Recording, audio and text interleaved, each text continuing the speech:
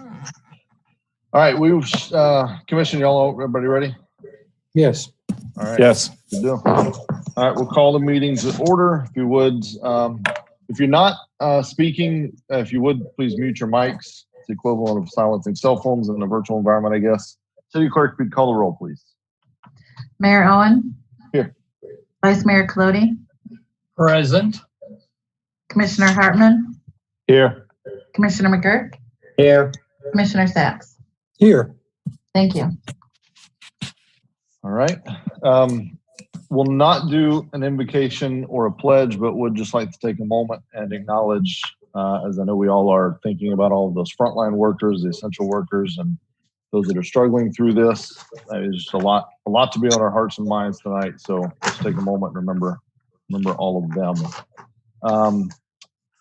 Colin, any changes to the agenda? I know we've got Ephraim on from the UC, and so I was going to have him speak under item 4. Well, yes, and that is the one change, is to add him under presentation. Okay. Ephraim, if you are on the line, I haven't seen you yet, but yeah, he's that's the only change, Mayor. Okay. I'm here. All right. With that, actually, we'll go straight to that. So under presentations, we're going to have a quick presentation, just an update on something that the UC worked on yesterday. And with us joining is Ephraim, if you want to turn your video on and turn it over to you. Okay, hopefully I'm not scaring anybody, but there you go. Sorry. So we had our commission meeting last night, probably right when the COVID item started.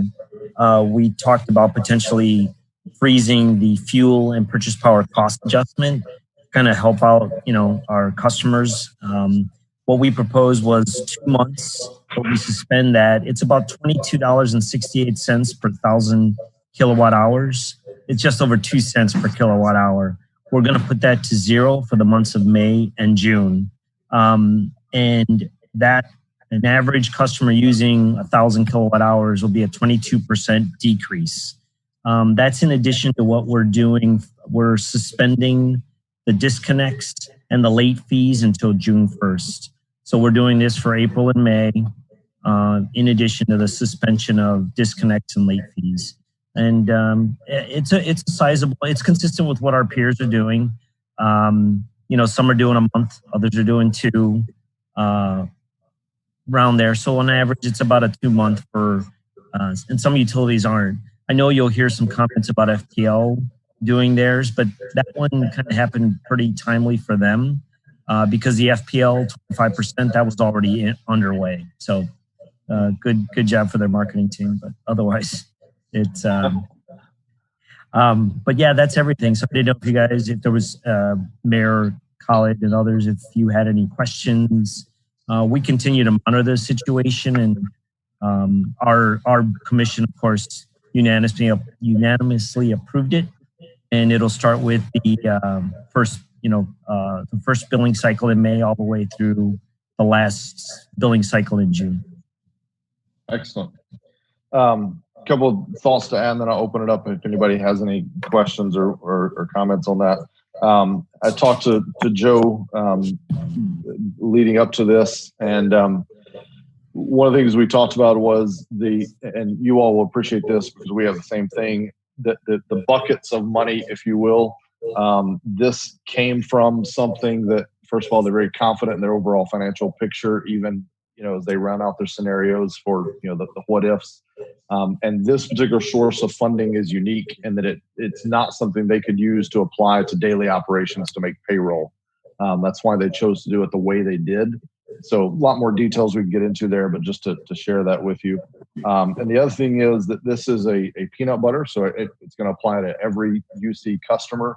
But one thing that we're hoping to do, and with the help of really everyone on this call, would be there's a lot of folks that really need this, and then there's some folks that they don't. Their income hasn't been impacted; they may not need this. There was no way to pick and choose those at the UC level, but certainly, hopefully, with some public awareness campaigns, we can encourage folks to give back to local charities if they are receiving a credit and don't need it or don't need all of it. So we'll just try to get the word out there on that. No formal process necessarily, but just try to get the word out there. because this will be applied across the board to every UC bill. Any questions or comments on this item? Jason, go ahead. Thank you, Mayor. Efren, thank you very much. I appreciate what the UC is doing. My question is, if you suspended disconnects and late fees for June, what happens with the past bills that are owed? Are you going to, if they have $1,000 bill that's accumulated, what are they going to do come July 1st? Is that full amount due, or is? So what we do is so none of our other practices have changed. We always work with our customers, and that's one thing that our team is very proactive on. Honestly, it's a lot of the same repeat offenders that kind of have issues, whether it be COVID or not, that are either late paying or don't pay. So we're used to dealing with it, and we're very proactive. We usually set up payment plans. We work with the customer, and in some instances, we'll refer them to something like I can't remember what it's called, the service agencies that are in the area. So we're used to it, and that's what we're going to continue to do is work with our customers, put them on a payment plan, kind of help them out in that regard. Boy, I sure wish we could identify the ones who've been affected by COVID and those not, but I know that's probably impossible. But thank you, the Efren and the UC, for everything you're doing to try to help people out in the community. Thank you. No, thank you. And like I said, if to the extent that you guys can just bring it up, that would be more than helpful. But we have a mailing insert going out for the first bill in May. The website's being updated or already has been updated. So we're putting it out as much as possible. But to the extent that it comes up in your communications, please bring it up. I did send to the mayor and Khalid, and I CC'd Kelly, the agenda item that was approved last night. So you can use that. And if there's any questions, just send them our way. And I know already I think there was a customer that had reached out to the mayor, and we already took care of that. So we're monitoring all the social media to help out wherever we can. So. Yeah, I think the takeaway is, if we have people to reach out to us that are struggling, point them to the UC's team. They're going to do everything they can. So, okay. All right. Thank you, Efren. Really appreciate it. And thank you to all the UC. Okay. And I'm going to drop off. If you got any questions or if you think of something afterwards, just send me an email and we'll. Absolutely.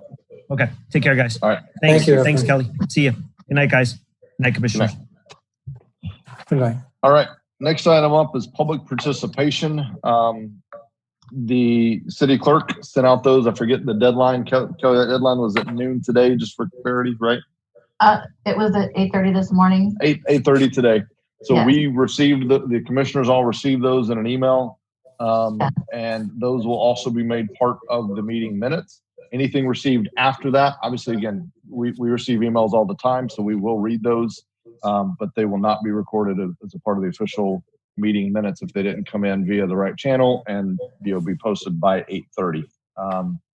So that is public participation, and I look forward to being able to get back to doing that as normal. Next item, consent agenda, 6 items. We'll go down the row. Anyone would like to pull any item from the consent agenda? We'll start with the Vice Mayor. Yes, I'd like to pull item C and item E. Okay. C and E. Correct. Okay. Commissioner Sachs. That might be a record low for consent agenda items. I have nothing to pull. Thank you. All right. Commissioner McGurk. I'm good. Nothing. Commissioner Hartman. I'm good. Okay. With that, do I have a motion to approve consent agenda items A through F, excluding C as in cat and E as in elephant? So move. Second. Second. City Clerk, if you'd call the roll, please. Vice Mayor Clody, Yes. Commissioner Hartman, Yes. Commissioner McGurk, Yes. Commissioner Sachs, Yes. Mayor Owen. Yes. Thank you. All right. Item C, Vice Mayor, go ahead. Item C, which hopefully is the adoption of a resolution to amend the general fund and capital projects fund. I have no particular problem with that one, but I do have overall concern about all the monies we are going to be spending and all the monies that are not coming in. My question is, how much do we have in our reserve fund now? I know we were shooting for a goal of 25%. College, do you have that information? Yes, I do. Right now, we have about 6.4 million in the general fund reserve, and that's amount to about 21% at this point. However, this number would be reduced at the third quarter because we got some other items going on. So the auditors, they have between 17 and 25. Now, the goal is to have 25. Obviously, from the hurricanes and other projects, we dropped down. So right now, it's 21% as we speak, but it could be down to about maybe 19 by the end of the quarter. Okay, thanks for that information. Yeah, you're welcome. We are coming to hurricane season. They predict it's not going to be a friendly one. So I just want everybody to keep on their minds that we are going to conceivably be in a cash crunch. So I will make a motion to approve item C. Okay, I have a motion to approve. To have a second. Second the motion. Any other discussion since it was pulled? Seeing none, City Clerk, if you'd call the roll on item C. Commissioner Hartman, Yes. Commissioner McGurk, Yes. Commissioner Sacks, Yes. Vice Mayor Colodey, Yes. Mayor Owen. Yes. Thank you. All right, C is approved. Item E, the stormwater management for Westside and Corbin Park. Vice Mayor.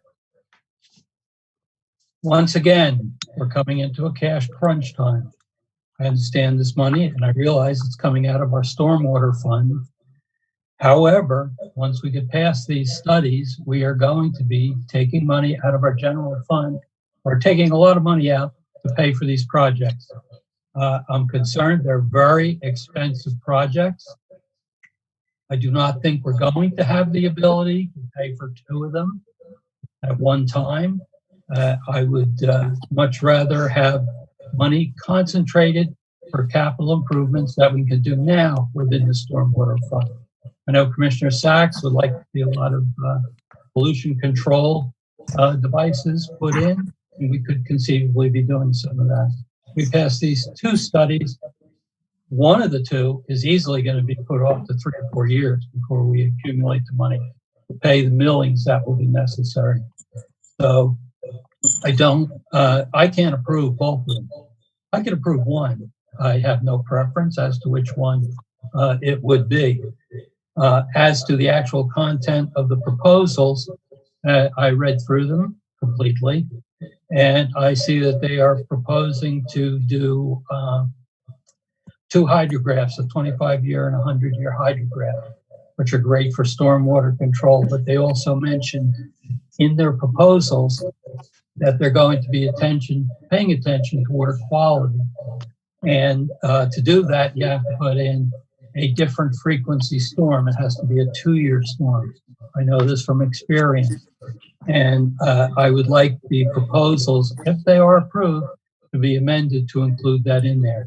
It will not affect the amount of money that the proposal would cost, because it's simply pushing another button when they start running the hydrographs. So that's my thought. I could approve one, but I cannot approve two. And I would like to see those, if they are approved, that our person in charge of development speak to the people putting the proposal in and have them include that run. Okay. Question for staff, either Khaled or Brian or Kyle. Because I had some of the same concerns, although not from the same technical side as Vice Mayor, but just thinking about, when is it feasible to really doing this? If we do the studies now, what kind of shelf life do they have? How long are they good for? Well, this is just a feasibility study. I mean, we haven't even got to the actual design. Normally what happened, Mayor, in these type of cases, you will look at doing this phasing. So you will not be doing it all at one time. So for example, when we did the stormwater master plan for the Central Beach, we did on 3 phases. So this is just the feasibility study to do the study on the stormwater system. So it would not be do the actual design for each segment. So if and when we ever got back to wanting to do the next thing, does this have an expiration date? I guess my question was what we're doing here, what we're approving It's here, have an probably, expiration date. probably you have at least 5 years. Okay.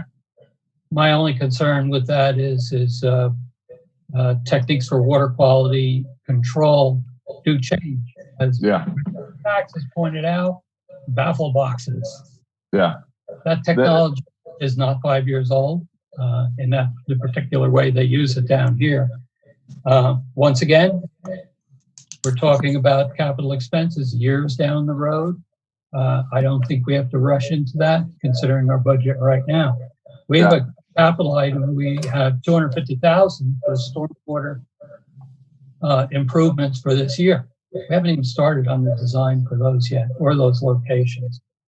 So, So one last question for staff real quick is there, if we did one, is there any staff recommendation on which one versus the other? And does that change anything? Meaning, does it change any pricing? Are we getting any kind of a volume discount for doing them together? I think it probably, if we do it together, I think we would probably get a reduction. So the staff recommendation would be still to do both studies. Okay. But if we were going to do one, which one? I think it's the historic West Side one, Mayor, has been on the books before the Coben Park. Okay. All right. Any other Question, Mr. Mayor? Jake? Yep. Question for Khalid. Yes, sir. Since we have discussed baffle boxes, and that does, and I'm thankful to Commissioner Colodi for bringing that up. Do we have to have that as an item for consideration to retrofit baffle boxes? I know we've discussed it so many times, but do we need formal motions to get this going? Are you talking about in this specific area, Commissioner, or are you talking about in general? In general. No, in general, I don't think it needs to be in this study. In general, we could go, we have some $250,000 that was budgeted for this year for stormwater projects. So we could do the baffle boxes out of these 250, or we could budget it for next year. It doesn't have to be specifically included in this one. Okay, and considering this one, I do recall on the historic West Side, it's kind of a simple thing, but the mosquito was brought up before. And if that is a problem, mosquitoes do bring disease, and that's something I would like to mitigate. So I know Commissioner Colodi was thinking about one project, but if there's very little cost and you can combine the two, it doesn't give me much worry, but mosquitoes are a problem for the city everywhere. And we could do that, Commissioner, and also we could point it out to the mosquito control. I mean, that is their job, so we'll point it out to them as well. Okay, thanks. Commissioner Hartman. Yeah, just as a point to bring up is that we've already approved this through the budget process, money for these two studies. I can't see just doing one and not doing both of them. If this consultant's going to be in town, he's going to be doing the studies, he's been looking at the data, you might as well do the both. We just spent millions of dollars on the Turnbull Creek. How are you going to improve the water quality in the Turnbull Creek if you don't address the stormwater at the headwater? Or the water, it floods in Corbin Park continuously. So we need to at least do the feasibility studies now and then work towards long-term resolves for both these neighborhoods. They're both in bad shape with all of the flooding. The mosquito ditches all through the whole historic West Side are constantly full of water. Mosquito control doesn't come out on a regular basis. So, I mean, we've already budgeted the money for it. It's in this year's budget. So we need to go ahead, in my opinion, need to go ahead and get these two feasibility studies done and out of the way so we can start strategic long-range planning. Commissioner McGurk. Thank you, Mayor. I like what Commissioner Hartman said. My experience in this is you want to get the preliminary parts out of the way. To have this part of it done, so if the funding becomes available, you can start moving forward as opposed to starting from scratch. That's a problem. Stormwater funds are an independent source. We have a constant fund and income from that regardless. And I think that we should essentially be setting up what we want to do and prioritize it. It can always be changed in the future, but I think that we need to tee up as much as we can and go as far as we can under the circumstances. So I just don't see, I understand, Vice Mayor, your concern. I have it too. City manager is going to have a lot of challenges coming up in the future, but I think that we should tee up both these because I think the stormwater fund continues to be there and we want to have things teed up ready to go when we are able to do it. Okay. All right. The item before us is the approval of the stormwater management feasibility studies for historical site and Corbin Park drainage basins. Do I have a motion? Motion to approve item E. Second. Would the motion maker, the point that the vice mayor made about adding the 2-year thing, is that agreeable to have staff? Yes, Staff to include that? That's acceptable. To the seconder as well? I'll let Jake take the second. Okay. It's agreeable to me if you're going to use my second. We'll have Commissioner McGurk be the second, and that was agreeable to him. I think it's probably also no doubt agreeable to Commissioner Sachs as well. All right, we had a motion and a second. That is to approve it as submitted, but with the having staff add the 2 years. Any concerns on adding that, staff? You think the consultant? No, Okay. I think we're fine. All right, City Clerk, if you call the roll, please. Commissioner McGurk, Yes. Commissioner Sachs, Yes. Vice Mayor Colodey, No, Commissioner Hartman, Yes. Mayor Owen. Yes. Thank you. Item E is approved, and that gets us through the consent agenda. Next item up, 7A. This is for discussion. I'd anticipate this is really just kind of us giving staff some next step directions. I'm not thinking we'll get all the way to where we get some kind of a motion or a formal resolution on this tonight. So just discussion about what staff has presented with the establishment of loading and unloading zones at locations along Flagler Avenue. First up, any kind of a staff report on that? Brian, are you taking that, or Calvin? Yes, Brian. Yeah, just a brief staff overview, and then it will open for discussion. This item goes back to the March 10th meeting where we had the workshop and then the follow-up city commission meeting where we got direction to move forward with preparing a plan for the loading and unloading zones, as well as looking at our ordinances that are affected by those. So just as a reminder, the concept here is to use existing parallel parking areas on Flagler Avenue and reserve those during certain times of day for loading and unloading purposes. So that plan is ready to go. It's in your agenda packet on page 86. It shows a total of 5 loading and unloading zones, which are recommended. Each zone uses parallel parking spaces, has a length ranging from 49 to 64 feet. So it's about 3 existing parallel parking spaces. Each zone would require signage designating the restricted hours and some minor striping changes. No major street construction would be needed. The cost of that signage and striping, we're estimating not to exceed about $500 per space. So the original plan, if you remember, we showed up to 8 possible locations.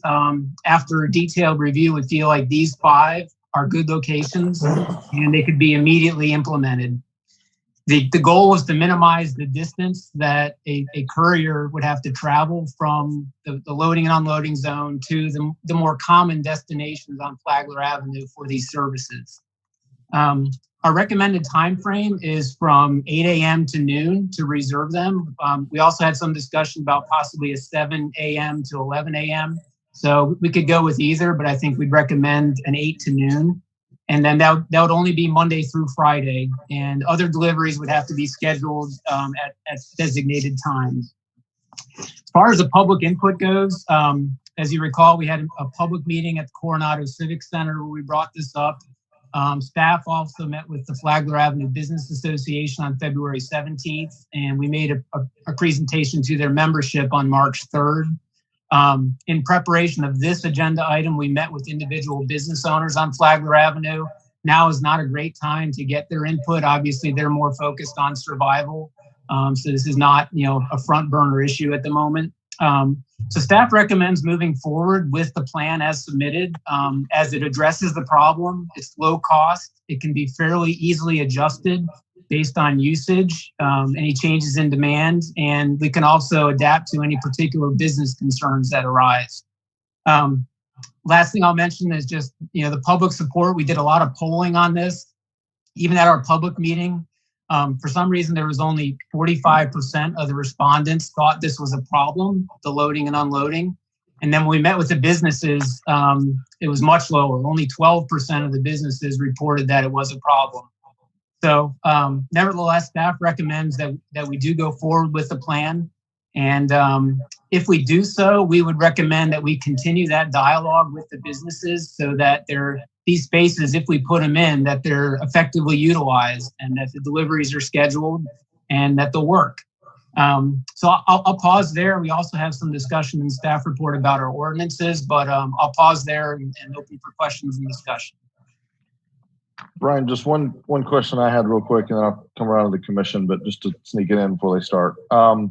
Is there been any discussion or thoughts around a truck route as well? So this handles them once they kind of get to the street and dealing with some of those issues.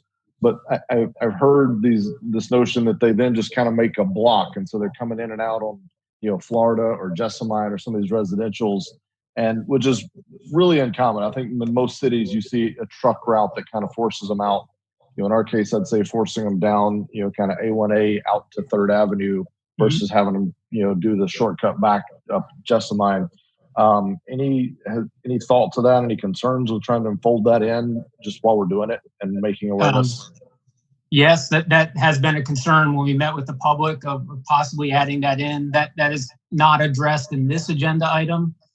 We could look at that. That's a little more complicated from an implementation of just finding the route that's agreed to, signing it appropriately, and enforcing it. But it is something we could add to this scope. Okay. All right. Well, I just wanted to throw that out there before everyone else started speaking to this. So, Commissioner, Vice Mayor Colodi, I know this is your zone. We'll let you lead off on this one if you'd like.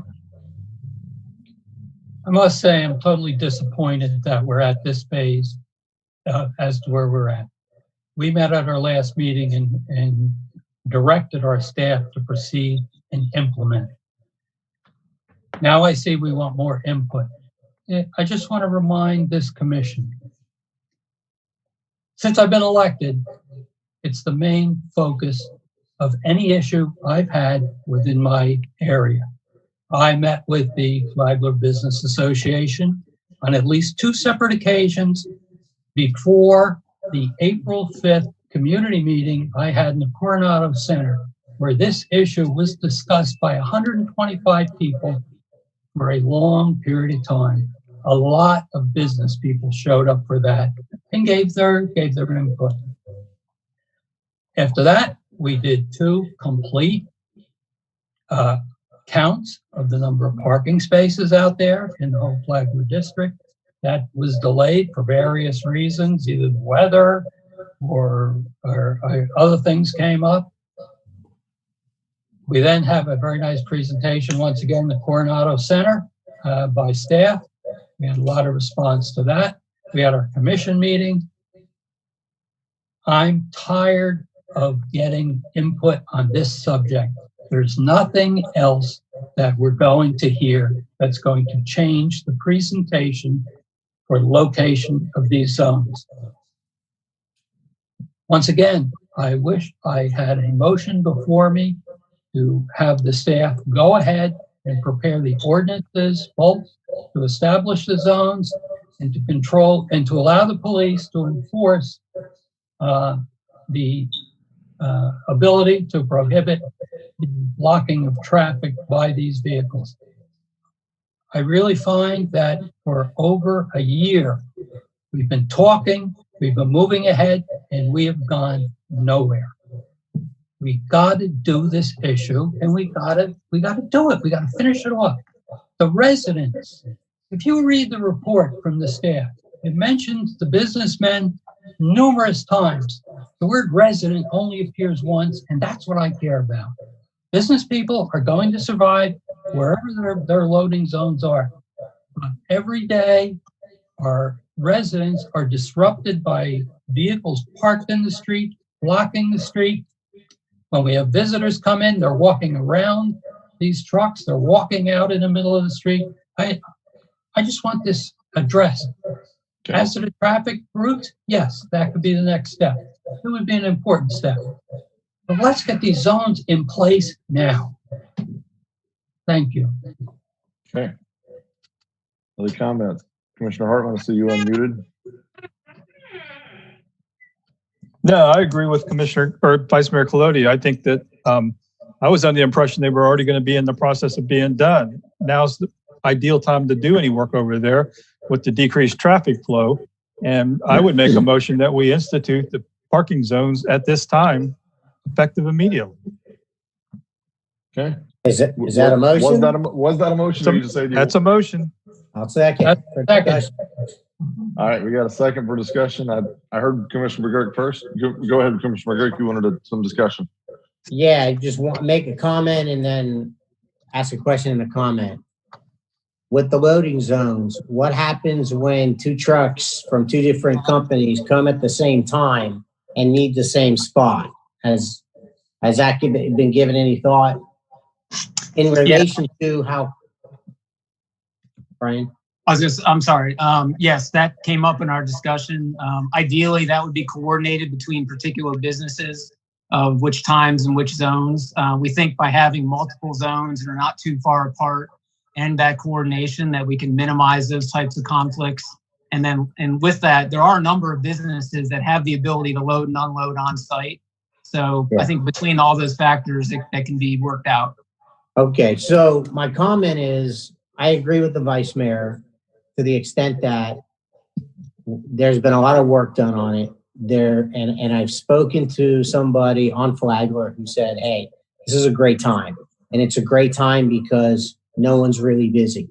And when all the restaurants start up again and all the food service companies need to redo and reorganize all their routes, this is a good time to let them know what they can anticipate, and they can reinvent the routing system for the businesses. So I agree that I think we can move forward with this portion of it. And I think that we can then discuss in the future the truck route, which I also think is important. And I think the mayor pointed out is the right thing to do. Most cities have them, and there's no reason why we can't somehow use Flagler, A1A, and Peninsula to some degree and eliminate the small little neighborhood streets as much as possible. Thank you. Okay. So one question. So I don't disagree. I also talked to a few different business owners along Flagler. They know this is coming. I mean, this isn't a surprise. As Vice Mayor said, we've been talking about this for quite a while. I did ask them because I know none of us want to be, they're already dealing with a lot right now as business owners.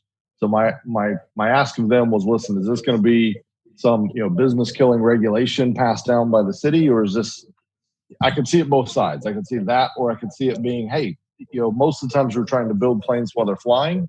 In this case, we landed the plane, and so we can work on it while it's on the ground a little bit. And they actually said, it's a little more of the latter. Like it's probably a good time. And as we ramp back up to normal operations, we'll be adjusting to this new normal way of operating with loading zones. So I don't think we're going to have much pushback on that side. I think it's the right thing from residents. My only thing, I know Commissioner Hartman, in your motion, you said effective immediately. I mean, I don't think we can, I think we need to give a little runway to make sure we get word out to the distributors. They have to be able to change routes and change times. And I think we need a little runway on this. So I don't know exactly what you meant by effective immediately. My suggestion would be we're about to tick over to May 1st. I mean, if we made it, effective June 1st, that gives us, or even May 15th or something. We got to give some time to get signs printed, get the word out. So I think we need to put some parameters around effective immediately. Other than that, I got no problems with it, and I would like to see us not lose sight of the truck route. Let's give staff some direction on that tonight as well. But Commissioner Hartman, any thoughts on that? My comments about immediately was for staff to get started on this whole started on the project. Okay. If that entails the printing of the signs or the striping or the mapping the stuff out, getting things in order, then that's what I meant by immediately. I understand it's going to take some time to do that, but I would hope that it would be completed by the May 5th, somewhere around the May 15th deadline, if that's possible. Before we go ahead. I don't mean to interrupt. Mayor, the May 15th deadline may be a little tight. There's a number of businesses that are going to need to be notified that may not even be open. We're going to have to reach out to them. They're going to have to reach out. So I would say that let's at least give them either 30 or 45 days to try to get this going.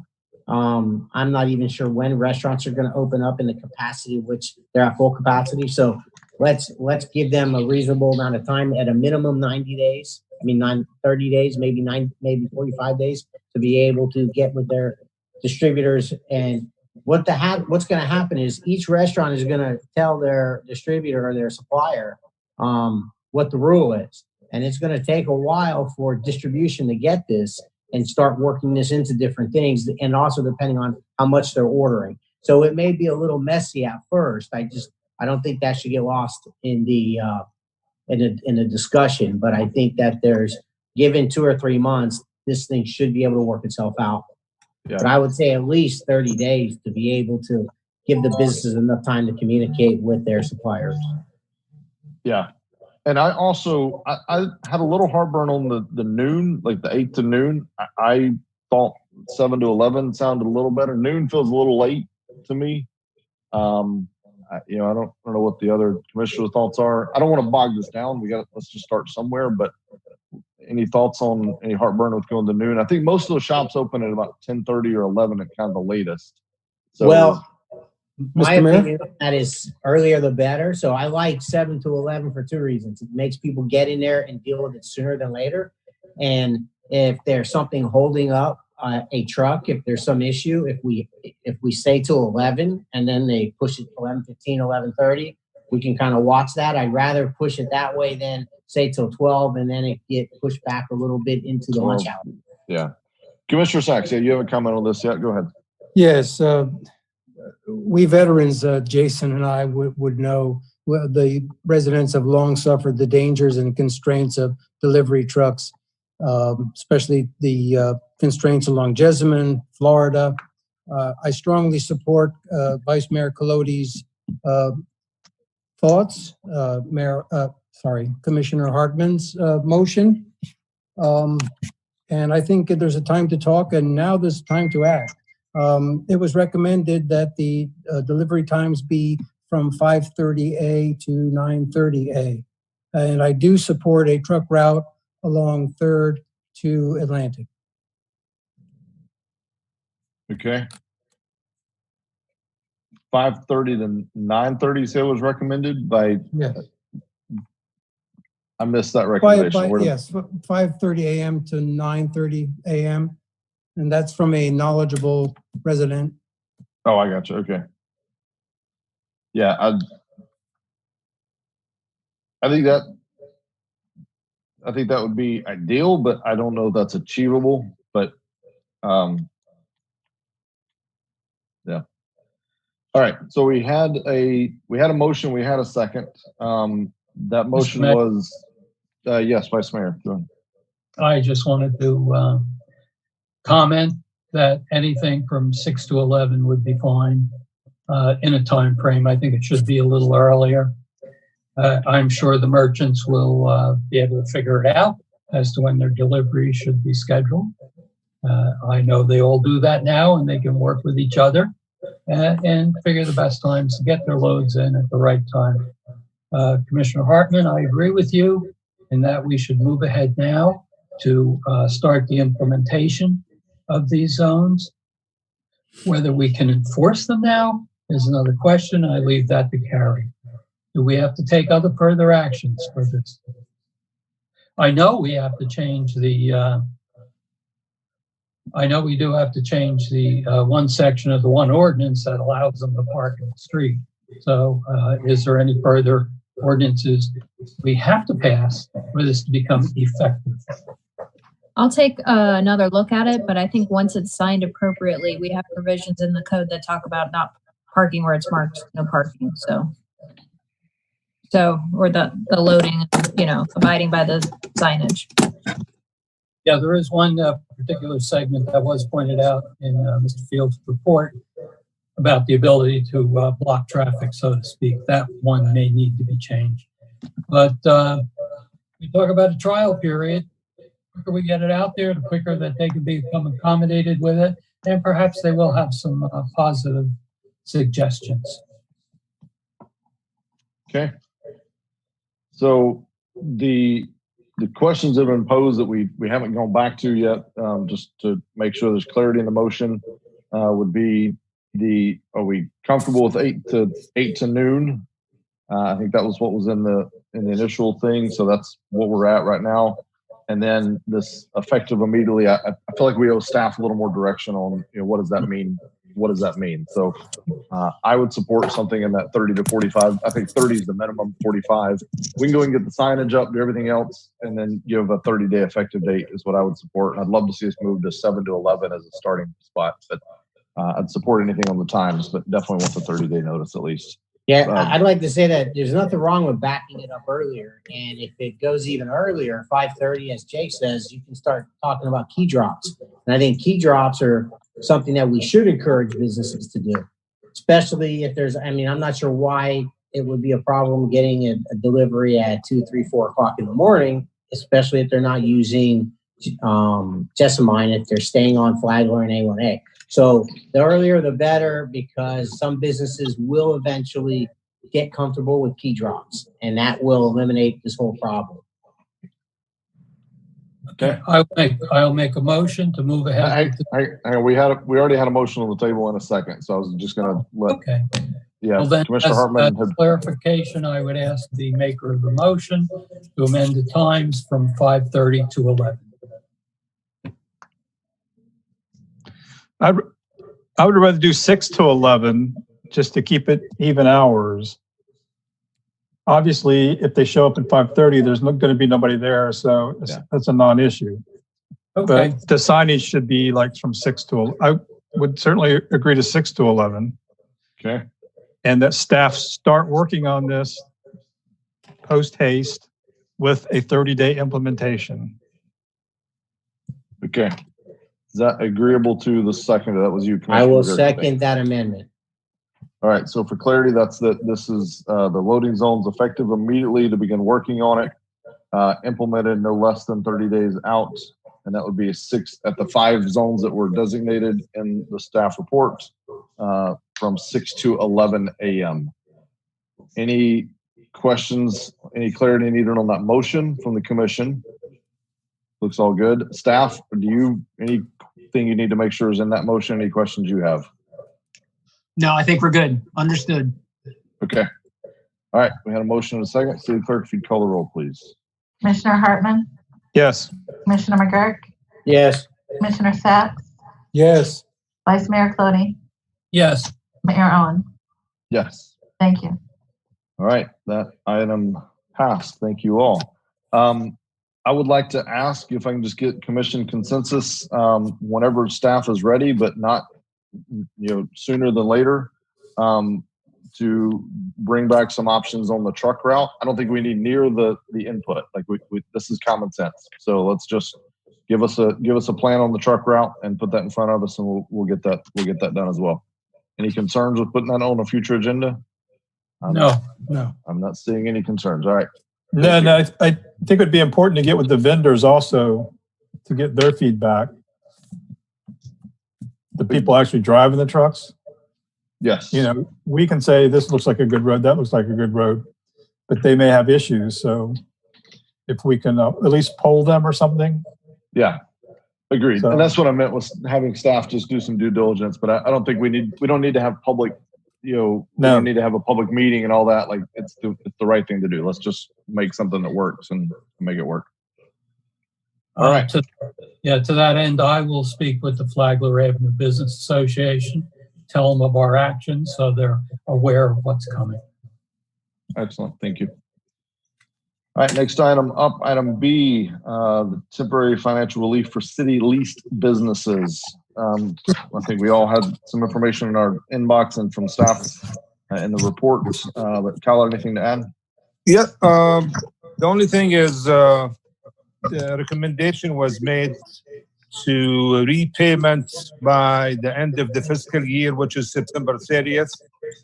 However, I sent you out this afternoon an email that we got from Boca Raton Airport.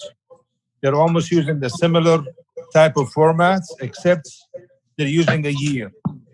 Some of the businesses that asked for this, they asked me today, what our plan was, and I told them we're taking this to the commission, and the plan is to defer 3 months, that the repayments will be within the fiscal year, and it seemed like it was a little bit problem for them. They're saying maybe that not be as much as of a help.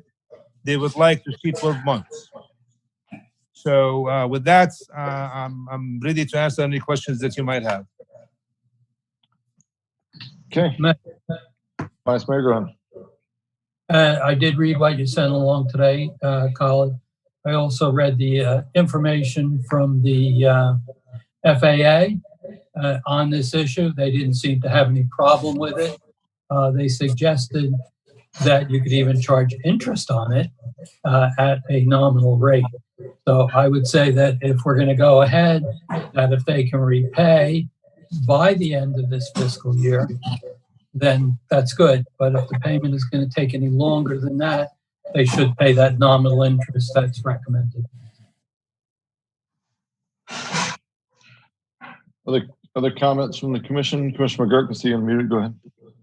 Thank you, Mayor. I'm not so enamored with the interest. That's not what worries me too much. It's small anyway.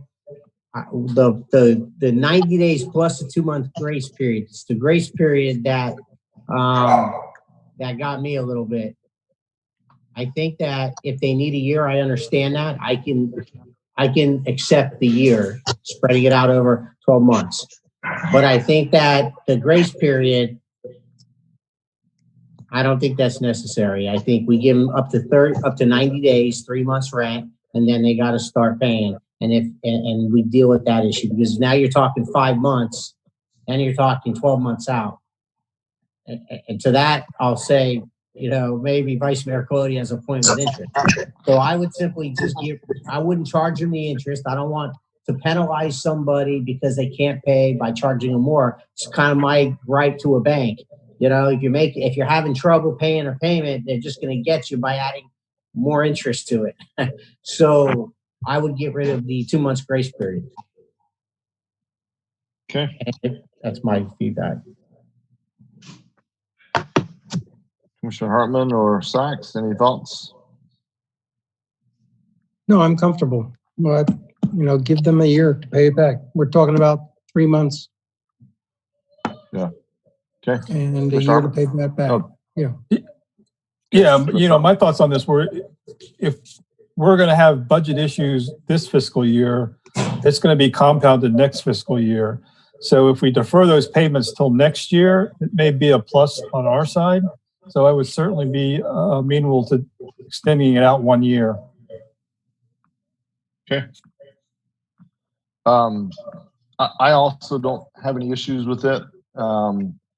I just, again, want to put on the record, I mean, we are at this point becoming, creditors. And so we do bear some credit risk. And so the risk is, I don't think they will. I certainly hope they don't. But, some business, packs up shop and heads out of town. And, there's some future item on an agenda for our commission or some future commission that we're writing off some debt. And, in the eyes of the public, they forget where we were right now. It's just, oh, you gave these business people this, all this city money. The reality is we're not actually giving them, it's not like we're writing them checks. And even if we didn't do this and that would add to their financial problems through this hard time, and we push them out the door, we're not going to find the new client right now anyway. So that's the defense of why you do stuff like this. It's the right business move. It's what I would do if this were if this were my business. This is what I would be doing, to try to work with these tenants that have been long-term good tenants. So I think it's the right move. And then we'll deal with the future as it comes. I can support doing it for a year. Otherwise, I think it's really not really even doing much good. So, and I agree. I think they're trying to get in the weeds with the interest. It's nominal. It's not enough to make it worth the headache, frankly. So I'd like to see us do it without, but I'd support whichever. Mayor, I'd like to make a motion if you're ready. Go ahead. Make a motion to allow staff to defer monthly rents by up to 3 months, 90 days, and with no grace period, and for that payment to be deferred over a 12-month period evenly. The total is, so make that clear, the total deferred rent will then be divided evenly over 12 months for equal payments. Now, Okay. In my motion, I want to make clear, we allow them up to 90 days or three months of rent. They don't have to take the full 3 months. It could be 1 month or 2 months. And then at that time, you would take that amount and then defer it over the 12-month period from the.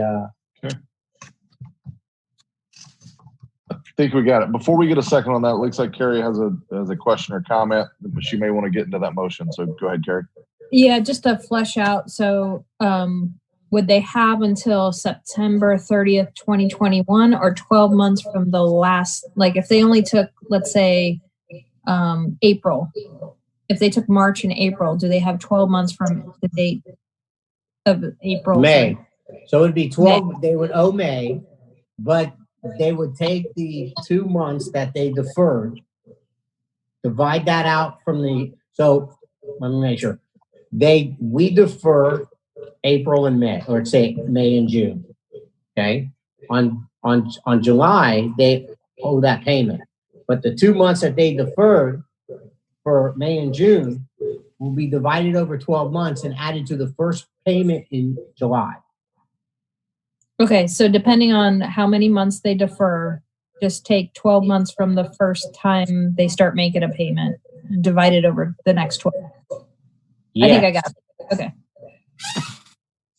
Mr. Mayor, question? All right, well, just because it's such a complicated motion, I'll take a quick question and we'll see if we can get a second on that motion. But So we have applicants for this need that would include anyone who comes along the next month or the month after, since we don't know how long this problem will exist. This is just for those at in the city lease businesses, but I think it would apply to anyone that would come forward and basically request this. That's correct, Colin? Yes. Anybody who requests this item. Okay. All right. So I hope the commissioner's motion was clear. Basically giving them 12 months from the last payment that they defer. Everything's paid off within 12 months.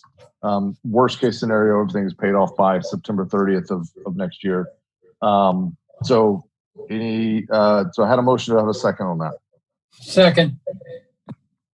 All right. Any other discussion or questions? Carrie? Is it April, May, and June? Is it, I was going to ask that. Yeah.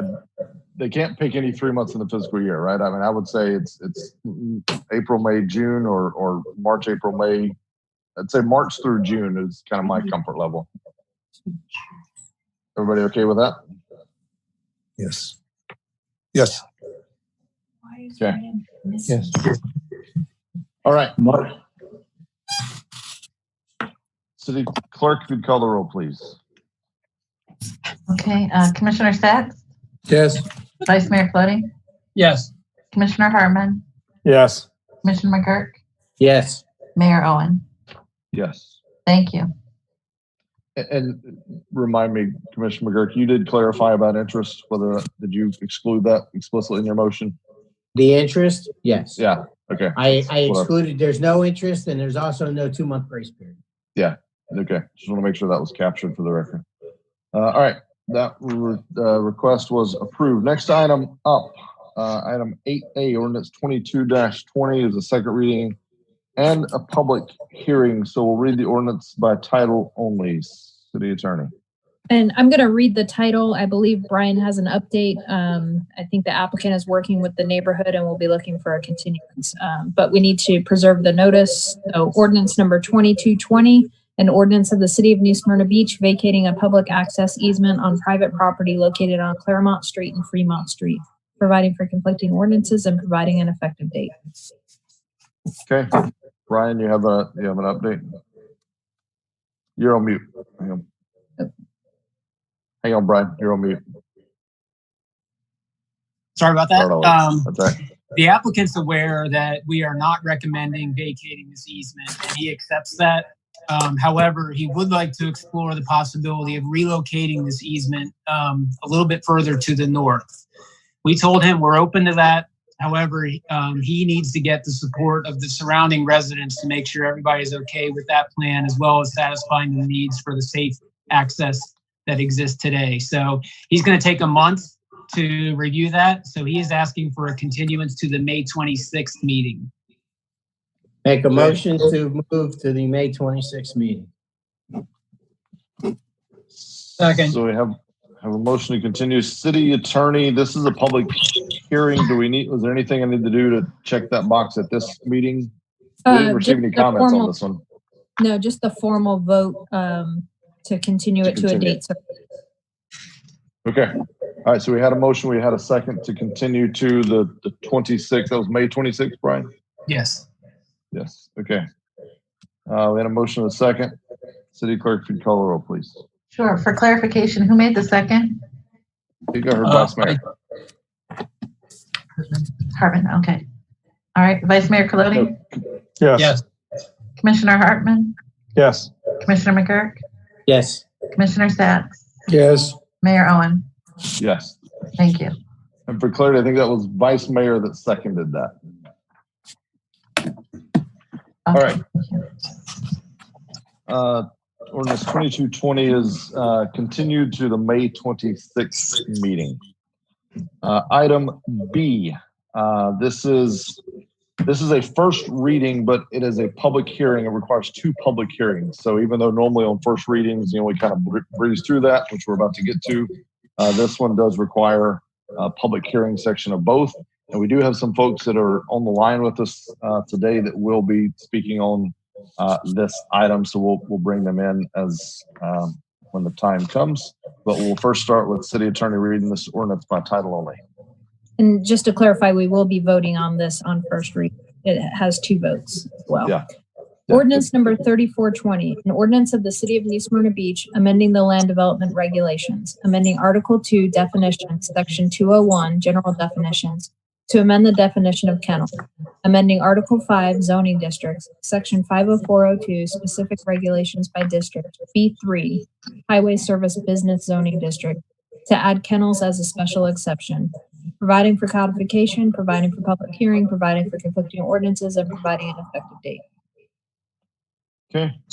So what we'll do first is we'll have staff give their report, and we'll have the commission ask any questions of staff that we have of staff, and then we'll open the public hearing. And at that point, we'll hear from the 3 folks that want to speak. As when they finish speaking, and if you have specific questions for them, commission, feel free to jump in. And then we will close the public hearing and then bring that back to just commission and staff discussion. And we'll have any of those public hearing folks that would like, if we have specific questions directed to them, we'd invite them back to speak.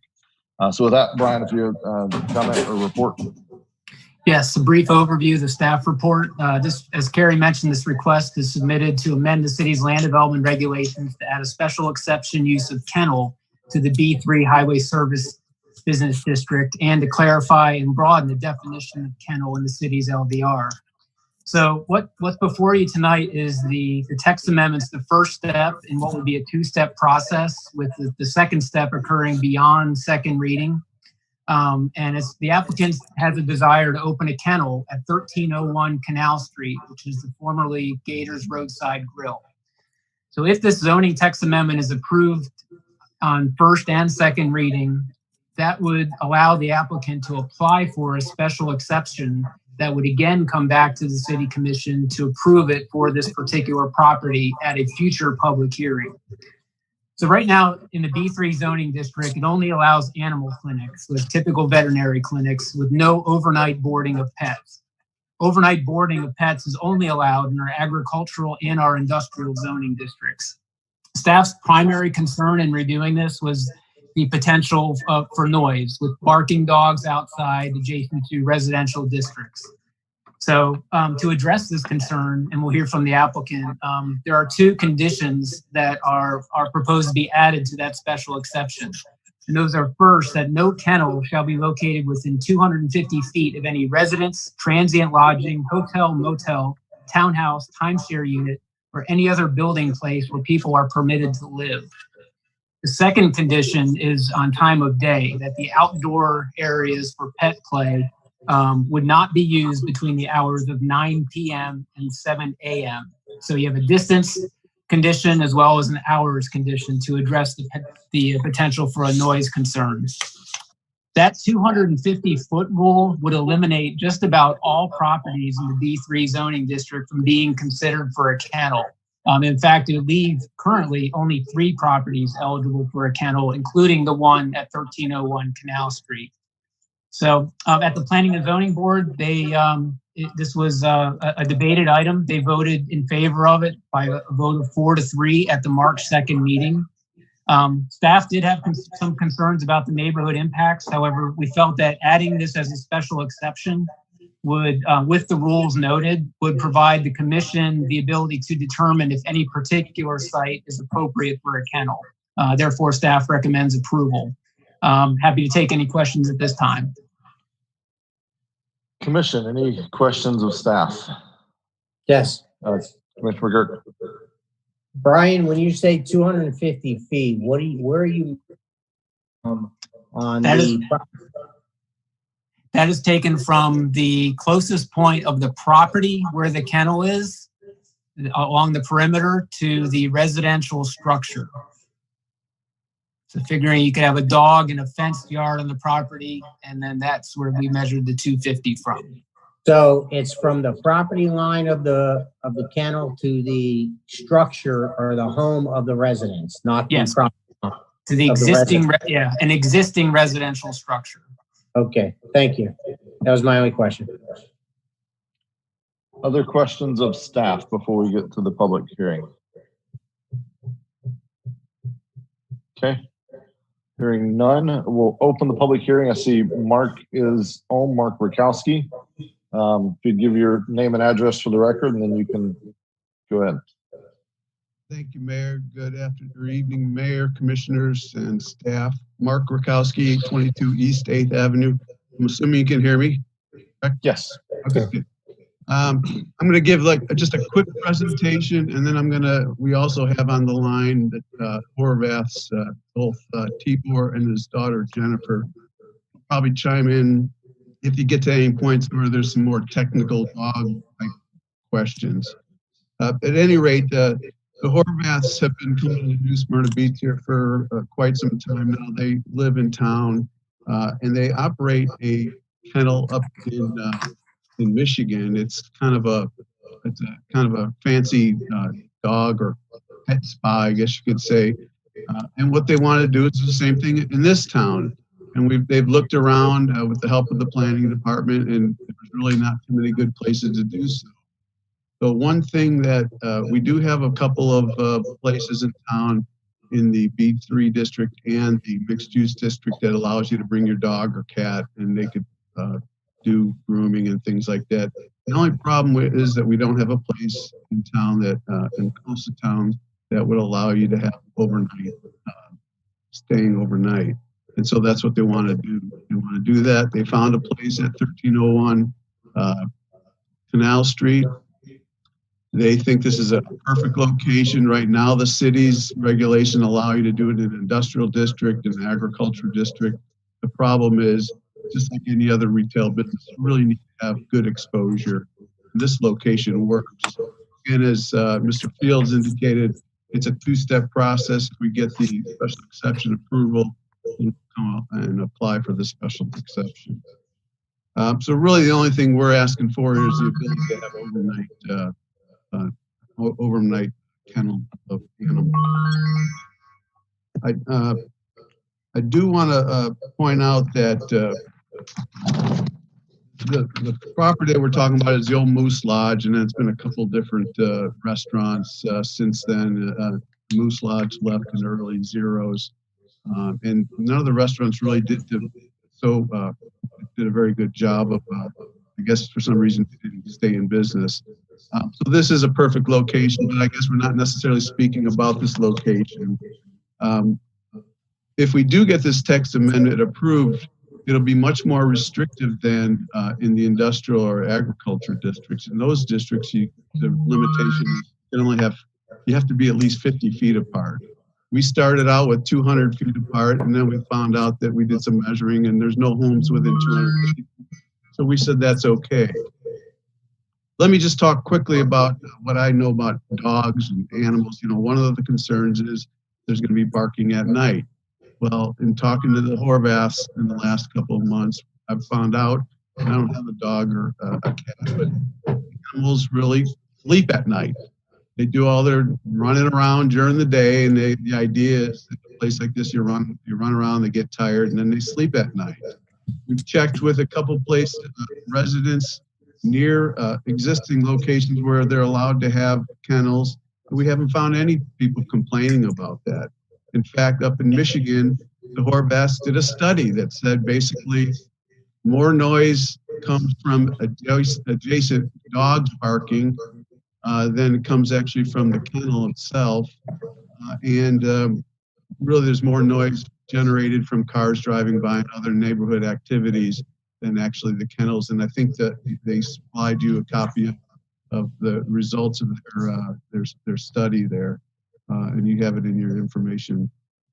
So really noise is not a big problem, and especially in this location that we're talking about, because we have some industrial districts, kind of quasi-industrial. We have a large self-storage place on one side, and on the other side, we're going to have another self-storage place created. So we feel excellent buffering. There's not any nearby homes. So we think it's a good idea. This is a nice, strong concrete block building, which will also be able to be used as a hurricane shelter for animals, which is sorely needed around here. So this is an ideal location. The proposal is to be more stringent than you're allowed to do now in an industrial district or an agricultural district. We'd like to beautify the area. We know this is sort of the entrance into the historic part of the city. This is a redevelopment area, and we think this is going to be an excellent redevelopment project. It's going to be good because we'll finally have a piece of property that's going to have some activity. Again, we got 250 feet of distance from any homes. We just think this is a good thing for the city. They're going to employ anywhere from 8 to 15 people. Of course, we'll have more people working during the winter months when more people are down here. All the cities around here allow this type of activity in their commercial district. In fact, one of the examples provided you was showing what other surrounding cities did. So the staff is recommending approval. The planning board recommended approval. We're hoping that you approve this for us. If we have any questions, we can try and answer some. If we can't answer them now, but we'd gladly be able to do that between the first and second reading. So basically, that's all I have here. And I don't know if Tibor or Jennifer have anything else to add, but I'll try and answer any questions you may have. let's go ahead and hear from, if Tibor or Jennifer are on and would like to speak, we'll go whichever order you all would like. I don't know if you're together or separate. I see Jennifer popping in, so we'll start with Jennifer. Do you have any comments on the sign or anything to add? You're on. There you go. I currently don't have anything to add. I think Mark did an excellent job going over the points, and really all we're looking to do is add the overnight lodging into the current text, and again also add the 250-foot restriction and the hours of operation as well. Okay. All right. And as the commission starts discussion, if we have specific questions for you, we'll direct those to you. Tibor, any public comments at this time? No, I really don't have anything at this time. I think it was covered already. Okay. All right. So with that, we'll close the public hearing. And again, we'll come back to Mark and the applicant if we have specific questions for them. Commission discussion, comments, questions. Mr. Mayor. Vice Mayor.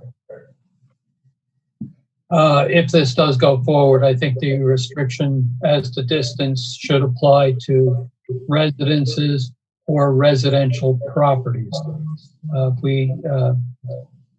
If we don't put it to residential properties, we could be interfering with someone's plans to expand their dwelling or to construct a new dwelling if they have vacant property. Yeah, so that's an interesting question of if it's a vacant lot, where does the 250 apply? And then Commissioner McGurk is kind of where you were dancing around with it's to a building versus a property line. So that's an interesting one.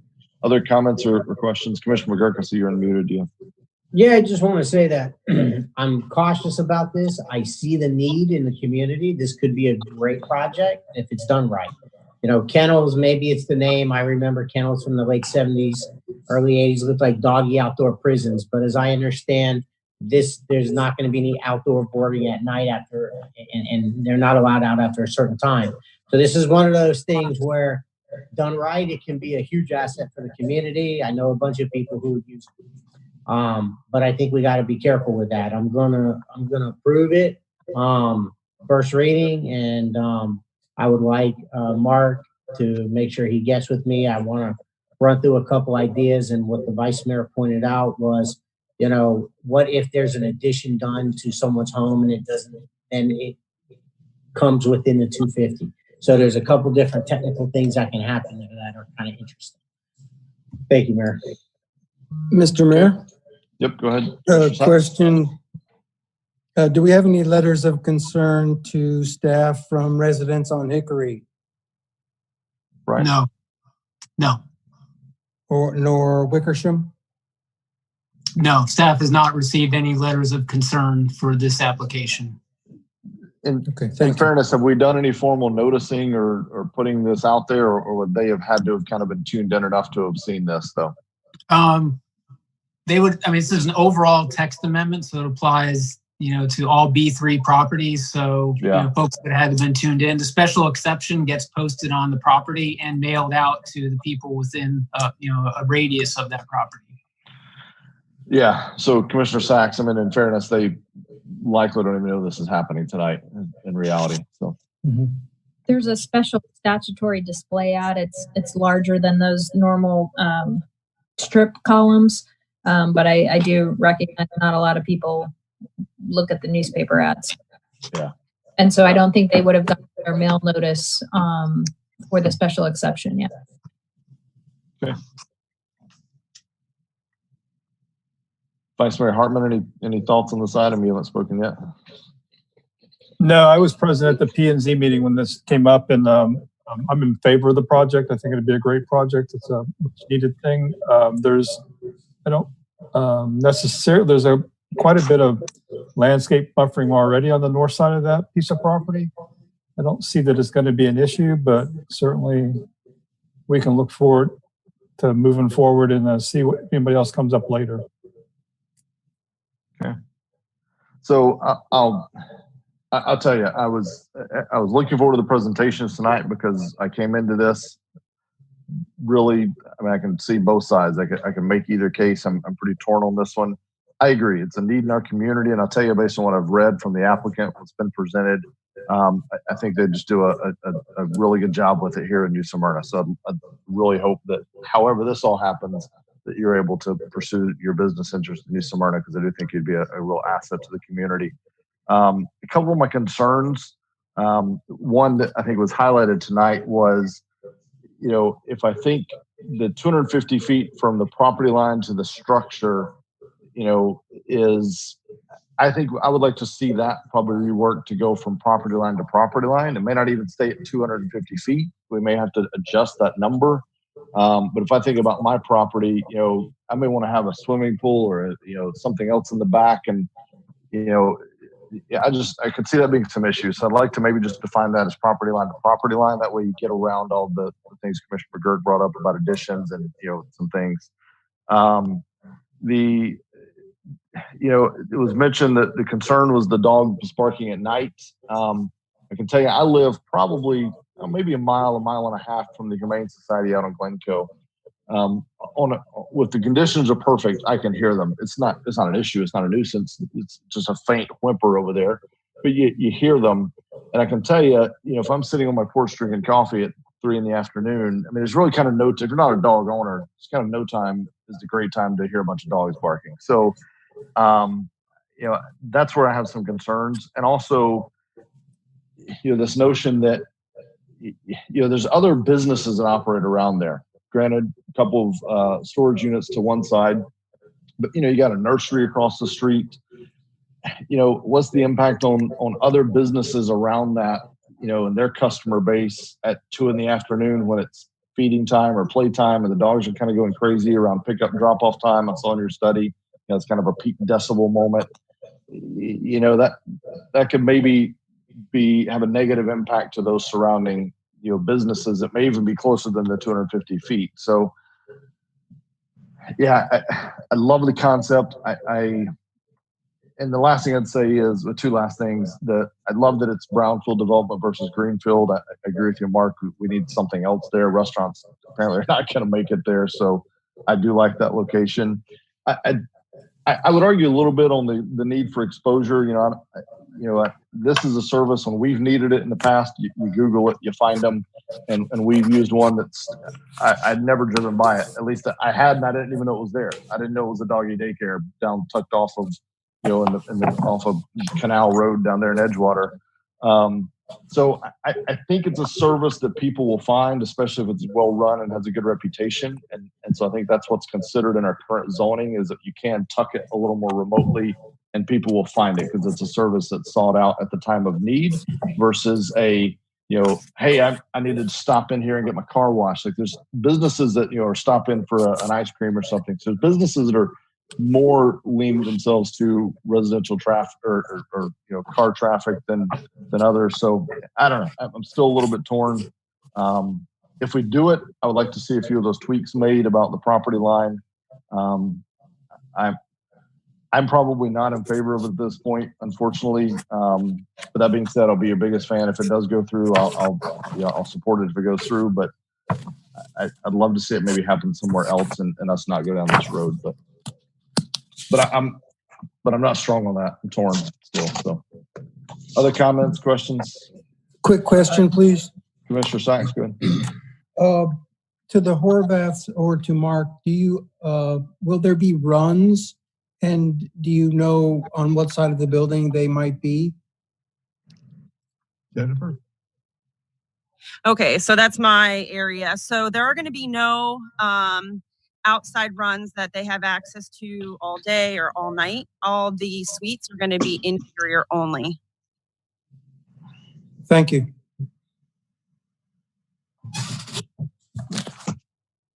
Other comments, questions? Vice Mayor, see you leaning up. Go ahead. Sure. I've had dogs for 30 years. I don't now. I used to board them when I traveled. And I used to go to Port Orange there's at least 2 kennels up there. I didn't find it to be a big imposition. It would be nice to have one in town, except I don't believe the B3 zone is appropriate for it. Dogs bark, and their voices or their sounds carry. They bark during the daytime. Also, I noted that you do have an outdoor play area. It's just not inappropriate in a B3 zone. Agriculture zones. We were provided with 3 ordinances from surrounding towns. 2 of them had them primarily in their agricultural zones. The 3rd one is Daytona, and I don't think they have an agricultural zone unless I've missed it. So I'm just not in favor of the location. I'm especially not in favor when we're making a zone change when we acknowledge there's only 3 properties that fit into the category. So I won't be in support of it. Okay. All right, I'm not hearing too many more questions or discussion, so items before us, is there a motion to adopt ordinance 34-20? So moved. Second. I had a motion and a second. Vice Mayor, I don't know what you were, I heard you say something in there, but I heard Commissioner McGurk is the motion maker, Commissioner Hartman is the second. No, that's City fine. I Clerk? just want to point out that this is the first hearing on it. It's not to approve it. That's all. Yeah, it's a good point too. Look, slow down for a second. This is a public hearing. We are voting on this item. So if it did fail, that would be the end of the road on this application. But if it goes through, it could still fail at second reading. Exactly. Yeah, I think that was Vice Mayor's point, but yeah, good clarity on all cases. Yeah. All right, so there's a motion to, I guess, yeah, the script says adopt ordinance, but we should clarify that, on the first time. Move there it is to a second second reading. public Yeah, move to second public hearing. Yeah. So had a motion and a second. City Clerk, if you'd call the roll, please. Commissioner Hartman, Yes. Commissioner McGurk, Yes. Commissioner Sacks, No. Vice Mayor Colodey, No, Mayor Owen. Gosh, so but I wouldn't be the.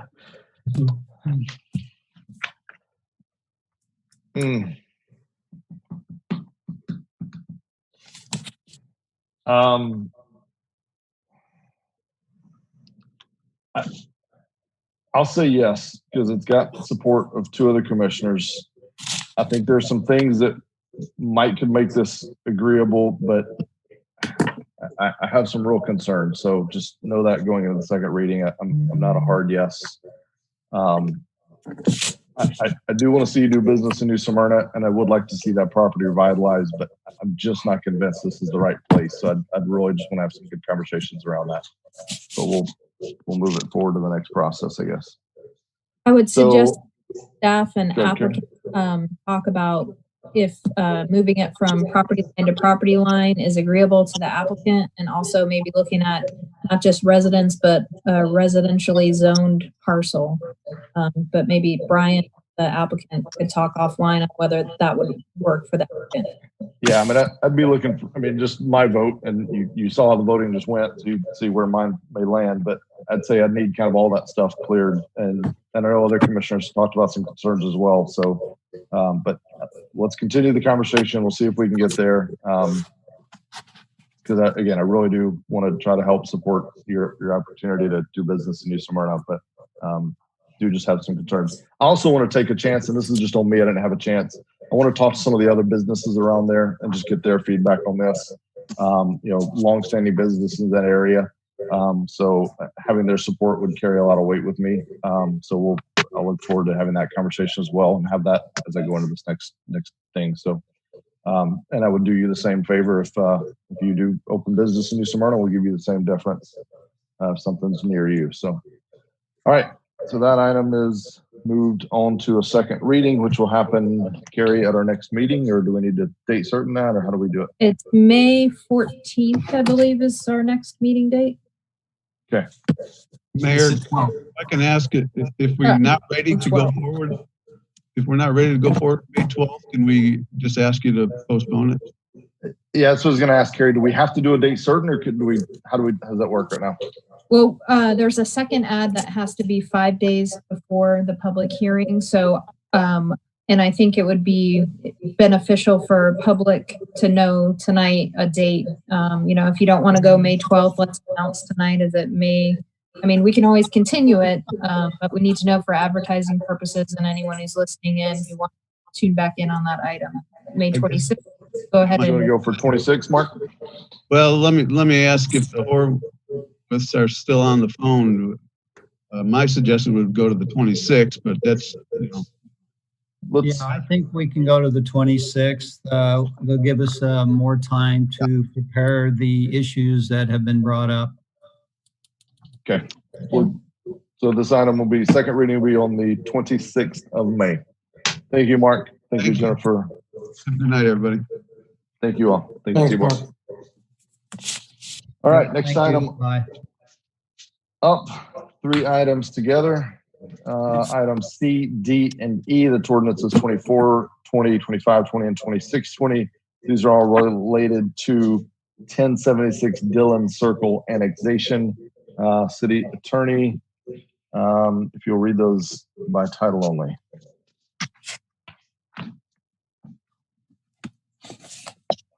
Ordinance number 2420, ordinance annexing into the city of New Smyrna Beach 2.3 plus or minus acres of property located on the east side of Dillon Circle, north of Bay Drive, addressed as 1076 Dillon Circle, providing for redefining boundaries of the city, designating the property within Commission Zone 3, providing for public hearing, providing for required filings, providing for conflicting ordinances, providing for severability, and providing an effective date. Ordinance number 2520, an ordinance of the city of New Smyrna Beach amending the comprehensive plan, changing the future land use designation of 2.3 plus or minus acres of land located on the east side of Dillon Circle, north of Bay Drive, addressed at 1076 Dillon Circle, from Volusia County rural to city rural. Providing for amendment of the associated comprehensive plan maps to show the area incorporated into the city, providing for public hearing, providing for conflicting ordinances, and providing an effective date. Ordinance number 2620, an ordinance of the city of Smyrna Beach rezoning 2.3 plus or minus acres of property located on the east side of Dillon Circle, north of Bay Drive, addressed as 1076 Dillon Circle, from Volusia County rural mobile home state to city rural agriculture. Providing for conflicting ordinances, providing for severability, and providing. Brian, do you swear or affirm that the evidence that you give will be the truth, the whole truth, and nothing but the truth? I do. All right. Brian, actually, before we dive in accordance with section 2147, does anyone have any ex parte communications to disclose? Just chime in if you do. I'll pause a beat. Seeing none. All right. Brian, if you'd state your educational and professional background. Brian Scott Fields, a Bachelor's of Science in Civil Engineering from the University of Maryland, Master's in Business Administration from the University of Florida. My position is the Assistant City Manager and Director of Development Services. I'm a registered professional engineer in the state of Florida. I have 25 years of experience in land development, engineering, planning, permitting, and public administration. All right. Does any member of the commission wish to question those qualifications? If not, no objections. We'll qualify him as an expert witness to give opinion testimony concerning land development matters. Are you familiar with this ordinance regarding the property at 1076 Dillon Circle, and state whether it's consistent with the comp plan and your recommendation? Yes, it is. Staff recommends approval. Here for any questions. All right. Any questions of Brian? Seeing none. I believe we don't have any applicant presentation on this part, so city clerk did not receive any public participation on this. Closing comments. No. All right. City commission will now consider, is there a motion to approve ordinance 24-20? So moved. I'll second. I heard Commissioner Hartman motion, Vice Mayor seconded. City clerk, if you call the roll, please. Commissioner McGurk, Yes. Commissioner Sacks, Yes. Vice Mayor Clody, Yes. Commissioner Hartman, Yes. Mayor Owen. Yes. Your motion to approve ordinance number 25-20. So I'll moved. make a motion to approve. He says it faster. All right, we'll take, Vice Mayor makes the motion, Commissioner Hartman seconds. City Clerk, can you call the roll, please? Commissioner Sacks, Yes. Vice Mayor Colodey, Yes. Commissioner Hartman, Yes. Commissioner McGurk, Yes. Mayor Owen. Yes. Thank you. Motion is approved. Ordinance 2620, do I have a motion to approve? So move. Second. All right, Commissioner McGurk made, Commissioner Sacks seconded. City Clerk, please call the roll. Vice Mayor Colodey, Yes. Commissioner Hartman, Yes. Commissioner McGurk, Yes. Commissioner Sacks, Yes. Mayor Owen. Yes. All right, items F, G, and H. So that motion approved. All three of those passed. Items F, G, and H. City Attorney, if you would read those. Ordinance number 2720, an ordinance annexing into the city of New Smyrna Beach 1.1 acres of property located on the north side of Pioneer Trail, west of Sugar Mill Drive and east of Columbus Boulevard, addressed as 2835 Pioneer Trail, providing for redefining boundaries of the city, designating the property within Commission Zone 3, providing for public hearing, providing for required filings, providing for conflicting ordinances, providing for severability, and providing an effective date. Ordinance number 2820, ordinance of the city of New Smyrna Beach changing the future land use designation of 1.1 acres of land located on the north side of Pioneer Trail, west of Sugar Mill Drive, Boulevard, addressed as 2835 Pioneer, from Volusia County urban low intensity to city low density residential, providing for amendment of the associated for the area incorporated into the city, providing for hearing, providing for conflicting ordinances, and providing an effective date. Real quick, Carrie, before you go on, is it just me or is she pretty modulated for everybody else? She is buffering. Yes. Okay, I don't think it's buffering. If you would, if everybody except for Carrie, just go on mute real quick. I think it's just some feedback we're catching. So just go on mute, and then as we go through this, if you have comments or want to make a motion, just unmute. All right, Carrie, go ahead. Ordinance number 2920, an ordinance of the city of New Smyrna Beach rezoning 1.1 plus or minus acres of property located on the north side of Pioneer Trail, west of Sugar Mill Drive and east of Clubhouse Boulevard, addressed as 2835 Pioneer Trail, from Volusia County A3A Transitional Agriculture Airport Overlay to City A3A Transitional Agriculture Airport Overlay, providing for conflicting ordinances, providing for severability, and providing an effective date. Okay. Gentlemen, now's your chance to chime in if you have any ex parte communications to disclose on this item. Seeing none, Mr. Fields, reminder you're still under oath. Can you state whether this request is consistent with the city's comp plan and your recommendation on this property at 2835 Pioneer Trail? Yes, it is consistent with the comp plan. Staff recommends approval. Here for any questions. Okay. We did not receive any public participation. I don't believe the applicant wished to speak either. So we'll now, any questions or comments from the commission on this item? If not, do I have a motion to approve ordinance 27-20? Move to approve. Second. Okay. Move to approve by Commissioner Hartman, seconded by Vice Mayor. City Clerk, if you'd call the roll. Commissioner Hartman, Yes. Commissioner McGurk, Yes. Commissioner Sacks. Commissioner Sacks, you got to unmute. Sorry. Yes. There you go. Vice Mayor Colodey, Yes. Mayor Owen. Yes. Thank you. Motion to approve ordinance 28-20. I'll make that motion to approve. Can I get a second? I'll second. Okay. City Clerk, if you call the roll, please. Commissioner McGurk, Yes. Commissioner Sacks, Yes. Vice Mayor Colodey, Yes. Commissioner Hartman, Yes. Mayor Owen. Yes. Motion to approve ordinance 29-20. So move. Second. Get a second. All right. Motion made by McGurk, seconded by Vice Mayor. City Clerk, if you call the roll, please. Commissioner McGurk, Yes. Commissioner Sacks, Yes. Vice Mayor Colodey, Yes. Commissioner Hartman, Yes. Sorry. Mayor Owen. Yes. Oh, I had an echo there. Yes. Commissioner Hartman voted twice on that one. All right. Items I, J, and K. City Attorney, read those by title only.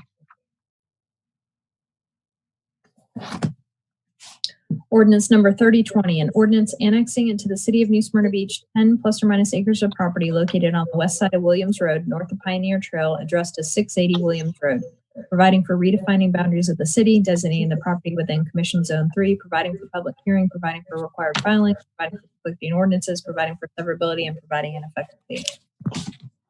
Ordinance number 3120, ordinance of the city of New Smyrna Beach amending the comprehensive plan, changing the future land use designation of 10 plus or minus acres of land located on the west side of Williams Road, north of Pioneer Trail, addressed as 680 Williams Road, from Volusia County rural to city rural, providing for amendment of the associated comprehensive plan maps to show the area incorporated into the city, providing for public hearing, providing for conflicting ordinances, and providing an effective date.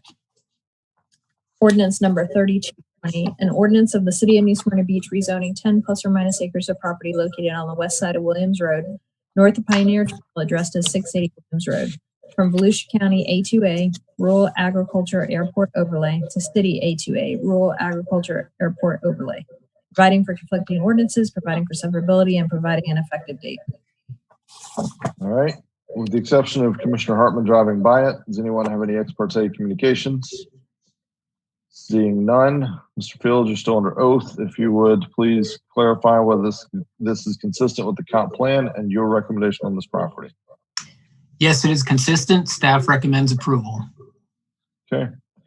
Just one question on this, Brian. This is 10 acres. This is undeveloped, correct? The 680 Williams? Yeah. Yes. I thought so. What we're doing though doesn't change. There was a house on it. There is a house. There's a house. All right. There's a house on it. Okay. Thank you. That's why I drive by.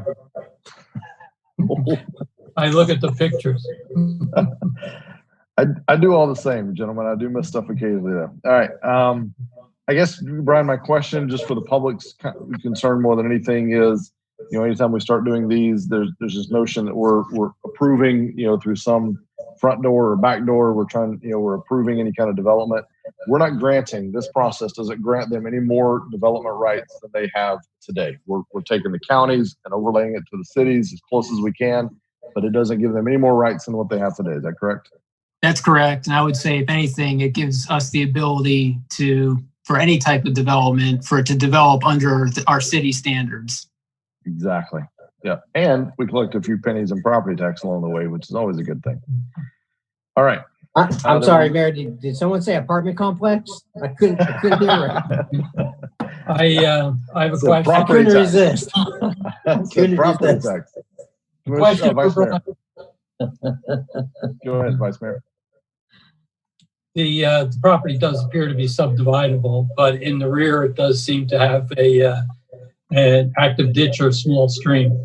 Would our, assuming they do subdivide it, would our wetlands buffers apply, even though it would be residential?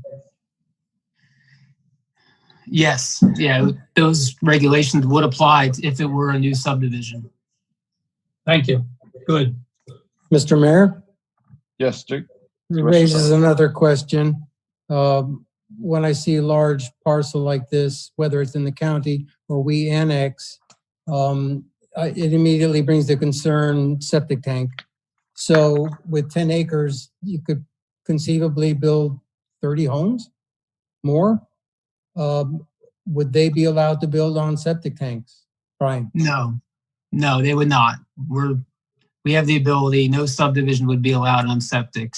Sewer is not at this property currently, but if it subdivided and became a development, they would be required to connect to sewer services. And just while I'm here, just a correction, just got a text from staff. Yes, there is a house on this property. I apologize for that. Yeah, no. I missed it first, so but Commission kept us honest. So thank you, Mary. You know, I want to make a comment on that. Sure. I know someone who lived in this house a long time ago. Hasn't lived there for years, but when the person lived there, they wanted to get on water sewer. So, and the problem was there weren't enough homes on the street to have it cost effective to run down.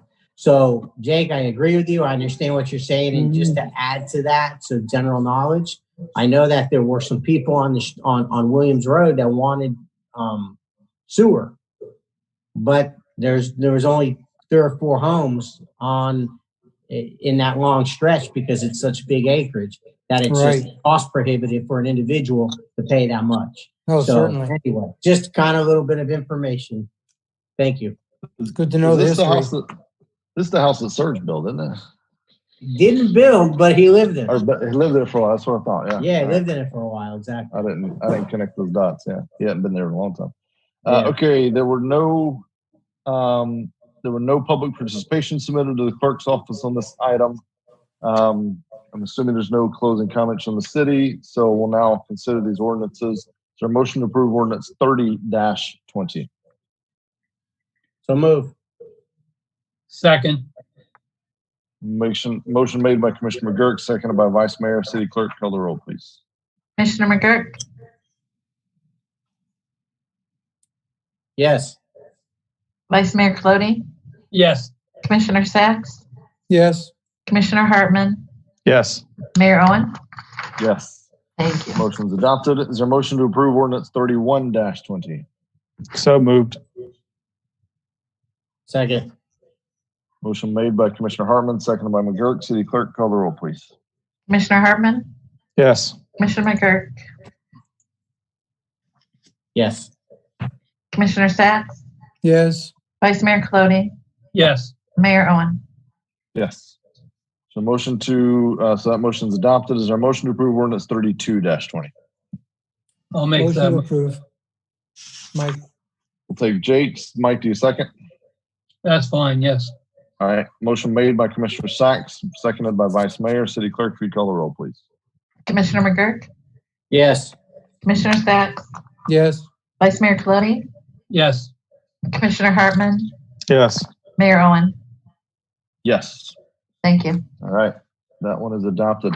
Gentlemen, I'll show you. This is the script. All of these we're going to do together. The next item up is it's items L, M, N, O, P, Q, R, S, and T.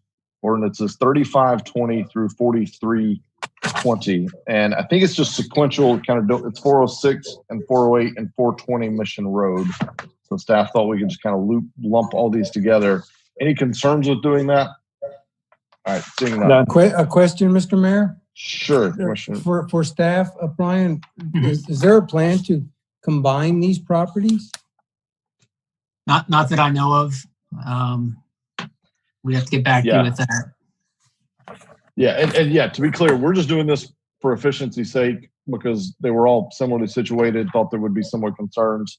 I think they may have the same owner. We can ask Brian that once we get everything on the record. So with that, city attorney is going to read these all the first time by title only, and I'm going to take a quick break while she does that, and I'll be back before she finishes, hopefully.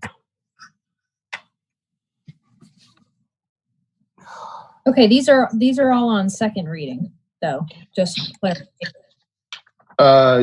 Yes, good point. Yes, this is all the second reading and public hearing of L through T. If I said differently, that's my Threw apologies. me for a loop.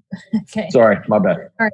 Ordinance number 35-20, an ordinance annexing into the city of New Smyrna Beach, 0.22 plus or minus acres of property located on the west side of Old Mission Road, south of State Road 44 and north of Mission Drive, addressed as 406 Old Mission Road, providing for redefining boundaries of the city, designating the property within Commission Zone 4, providing for public hearing, providing for required filings, providing for collecting ordinances, providing for severability, and providing an effective date. Ordinance number 36-20, ordinance of the city of New Smyrna Beach, amending the comprehensive plan. Changing the future land use designation of 0.22 plus or minus acres of land located on the west side of Old Mission Road, south of State Road 44, north of Mission Drive, addressed as 406 Old Mission Road, from Volusia County urban medium intensity to city medium intensity residential. Providing for amendment of the associated comprehensive plan maps for the area incorporated into the city, providing for public hearing, providing for conflicting ordinances, and providing an effective date. Ordinance number 37-20, an ordinance of the city of New Smyrna Beach rezoning 0.22 plus or minus acres of property located on the west side of Old Mission Road, south of State Road 44 and north of Mission Drive, addressed as 406 Old Mission Road, From Volusia County R4A Urban Single Family Residential Airport Overlay to City R2A Single Family Residential Airport Overlay, providing for conflicting ordinances, providing for severability, and providing an effective date. Ordinance number 3820, an ordinance annexing into the City of New Smyrna Beach 0.12 plus or minus acres of property located on the west side of Old Mission Road, south of State Road 44 and north of Mission Drive, addressed as 408 Old Mission Road, providing for redefining boundaries of the city, designating the property within Commission Zone 4, providing for public hearing, providing for required filings, providing for conflicting ordinances, providing for severability, and providing an effective date. Ordinance number 3920, an ordinance of the City of New Smyrna Beach amending the comprehensive plan, changing the future land use designation of 0.12 acres of land located on the west side of Old Mission Road, south of State Road 44 and north of Mission Drive, addressed as 408 Old Mission Road, from Volusia County Urban Medium Intensity to City Medium Density Residential, providing for amendment of the associated comprehensive plan maps to show the area incorporated into the city, providing for public hearing, providing for conflicting ordinances, and providing an effective date. Ordinance number 4020, an ordinance of the City of New Smyrna Beach rezoning 0.12 acres of property located on the west side of Old Mission Road, south of State Road 44, north of Mission Drive, addressed as 408 Old Mission Road, from Volusia County R4A Urban Single Family Residential Airport Overlay to City R2A Single Family Residential Airport Overlay, providing for conflicting ordinances, providing for severability, and providing an effective date.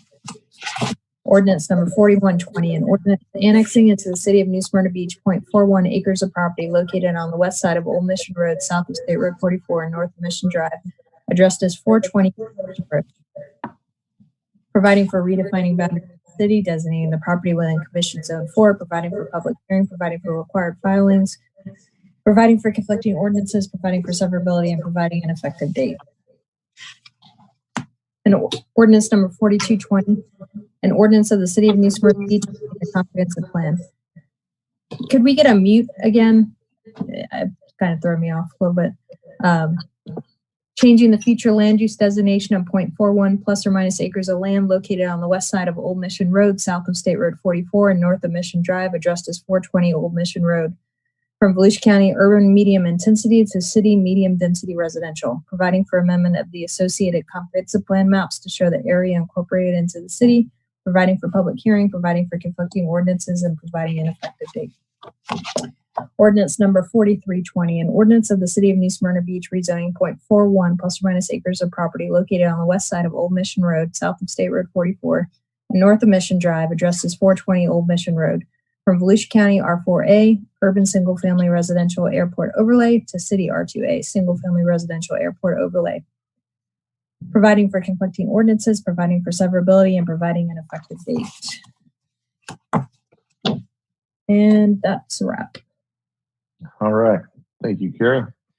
All right. So 6 public hearings and 3 quasi-judicial public hearings are what's about to happen. We read those by title only. Any ex parte communications, gentlemen? Now's your chance to jump in. Seeing none. Drive by. Mr. Fields. Drive by, that's right. We've all driven by these. Mr. Fields, you're still under oath. Please state whether these requests, and on all these items, we're going to talk about them holistically until the commission has specific questions. Whether these requests are consistent with the comp plan and your recommendation of these properties. You're on mute. Brian, you're on mute.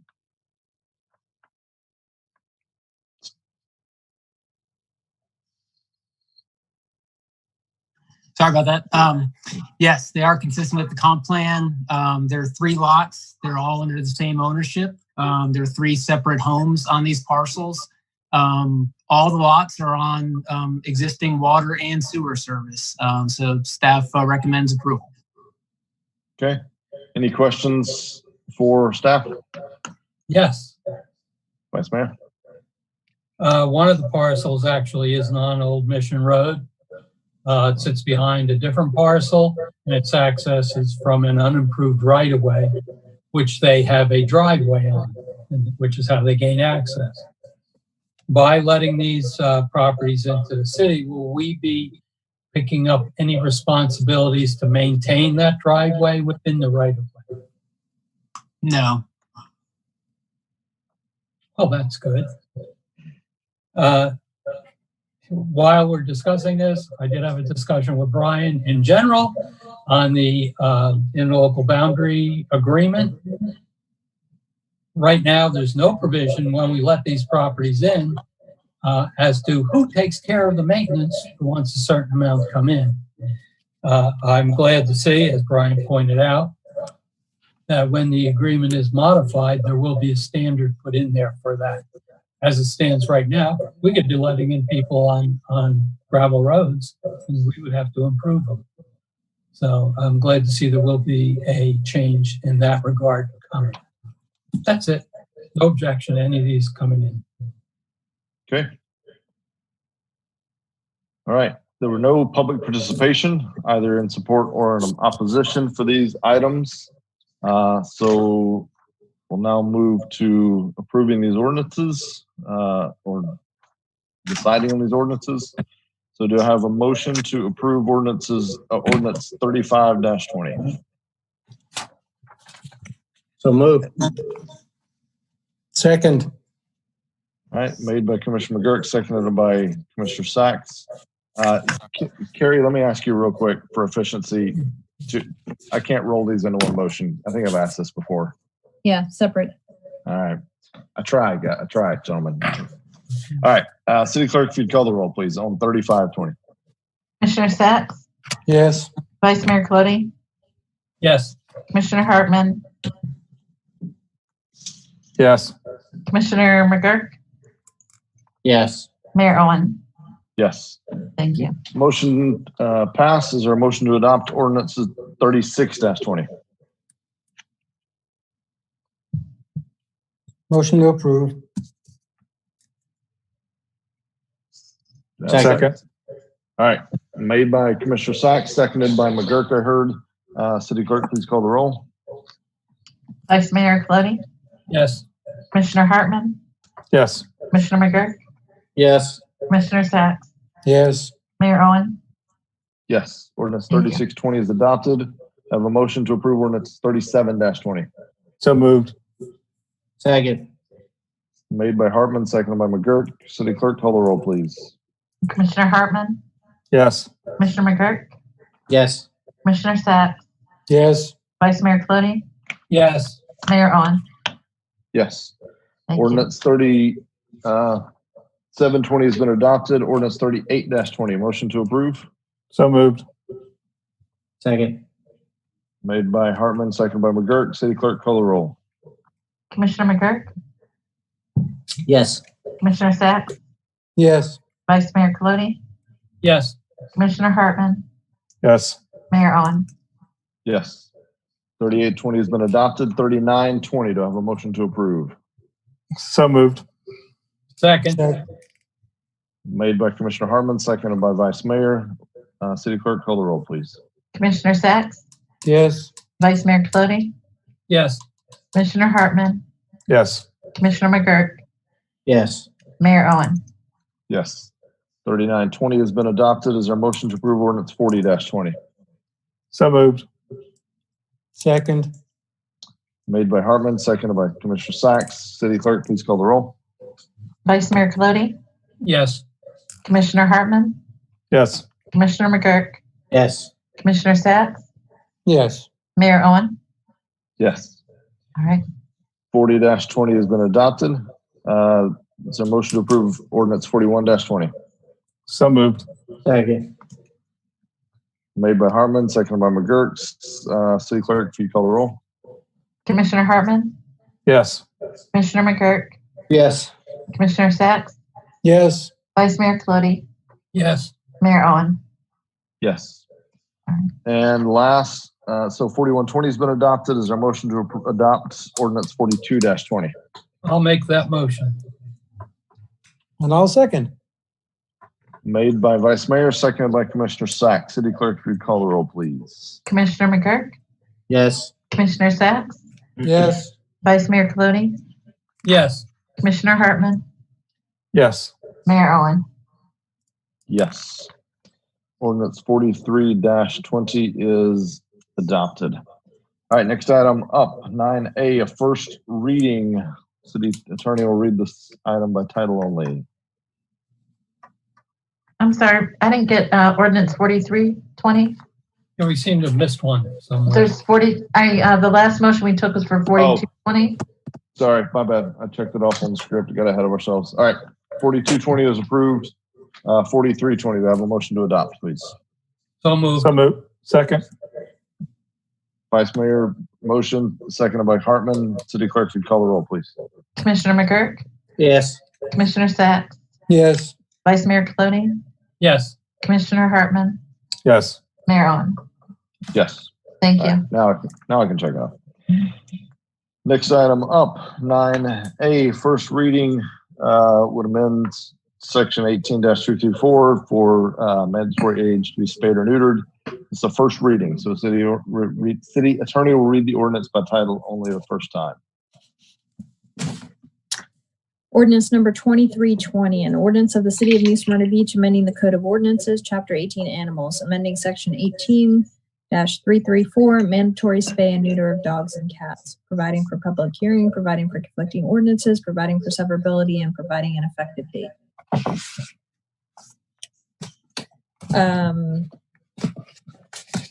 The second reading and public hearing will be on May 12th, 2020. Okay. Thank you, Carrie. Next item up, 33-20, the first reading. City attorney will read the ordinance by title only.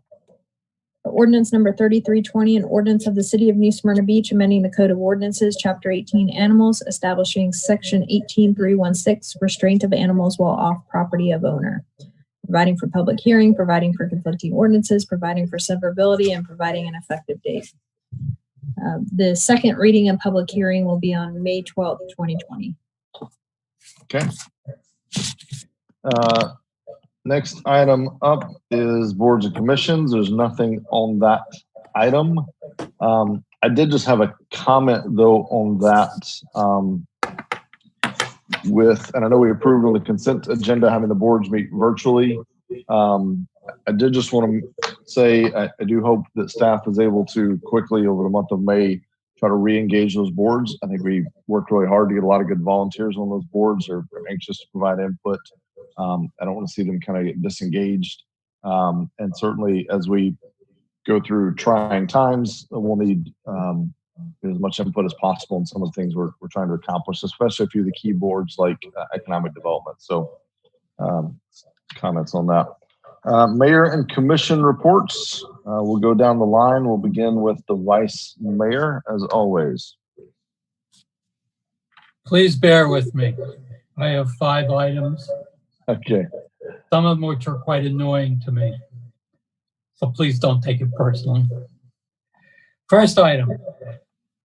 We approved earlier a study for impact fees for fire, police, parks. We in the past approved for transportation impact fees months ago, yet we've never implemented them. We don't have an ordinance and they're not in effect. And we've lost a lot of money in the ensuing time period. We have to do something to move a lot of things along. You know, we give it our attention, and then we move on. But we have to bring these things to fruition.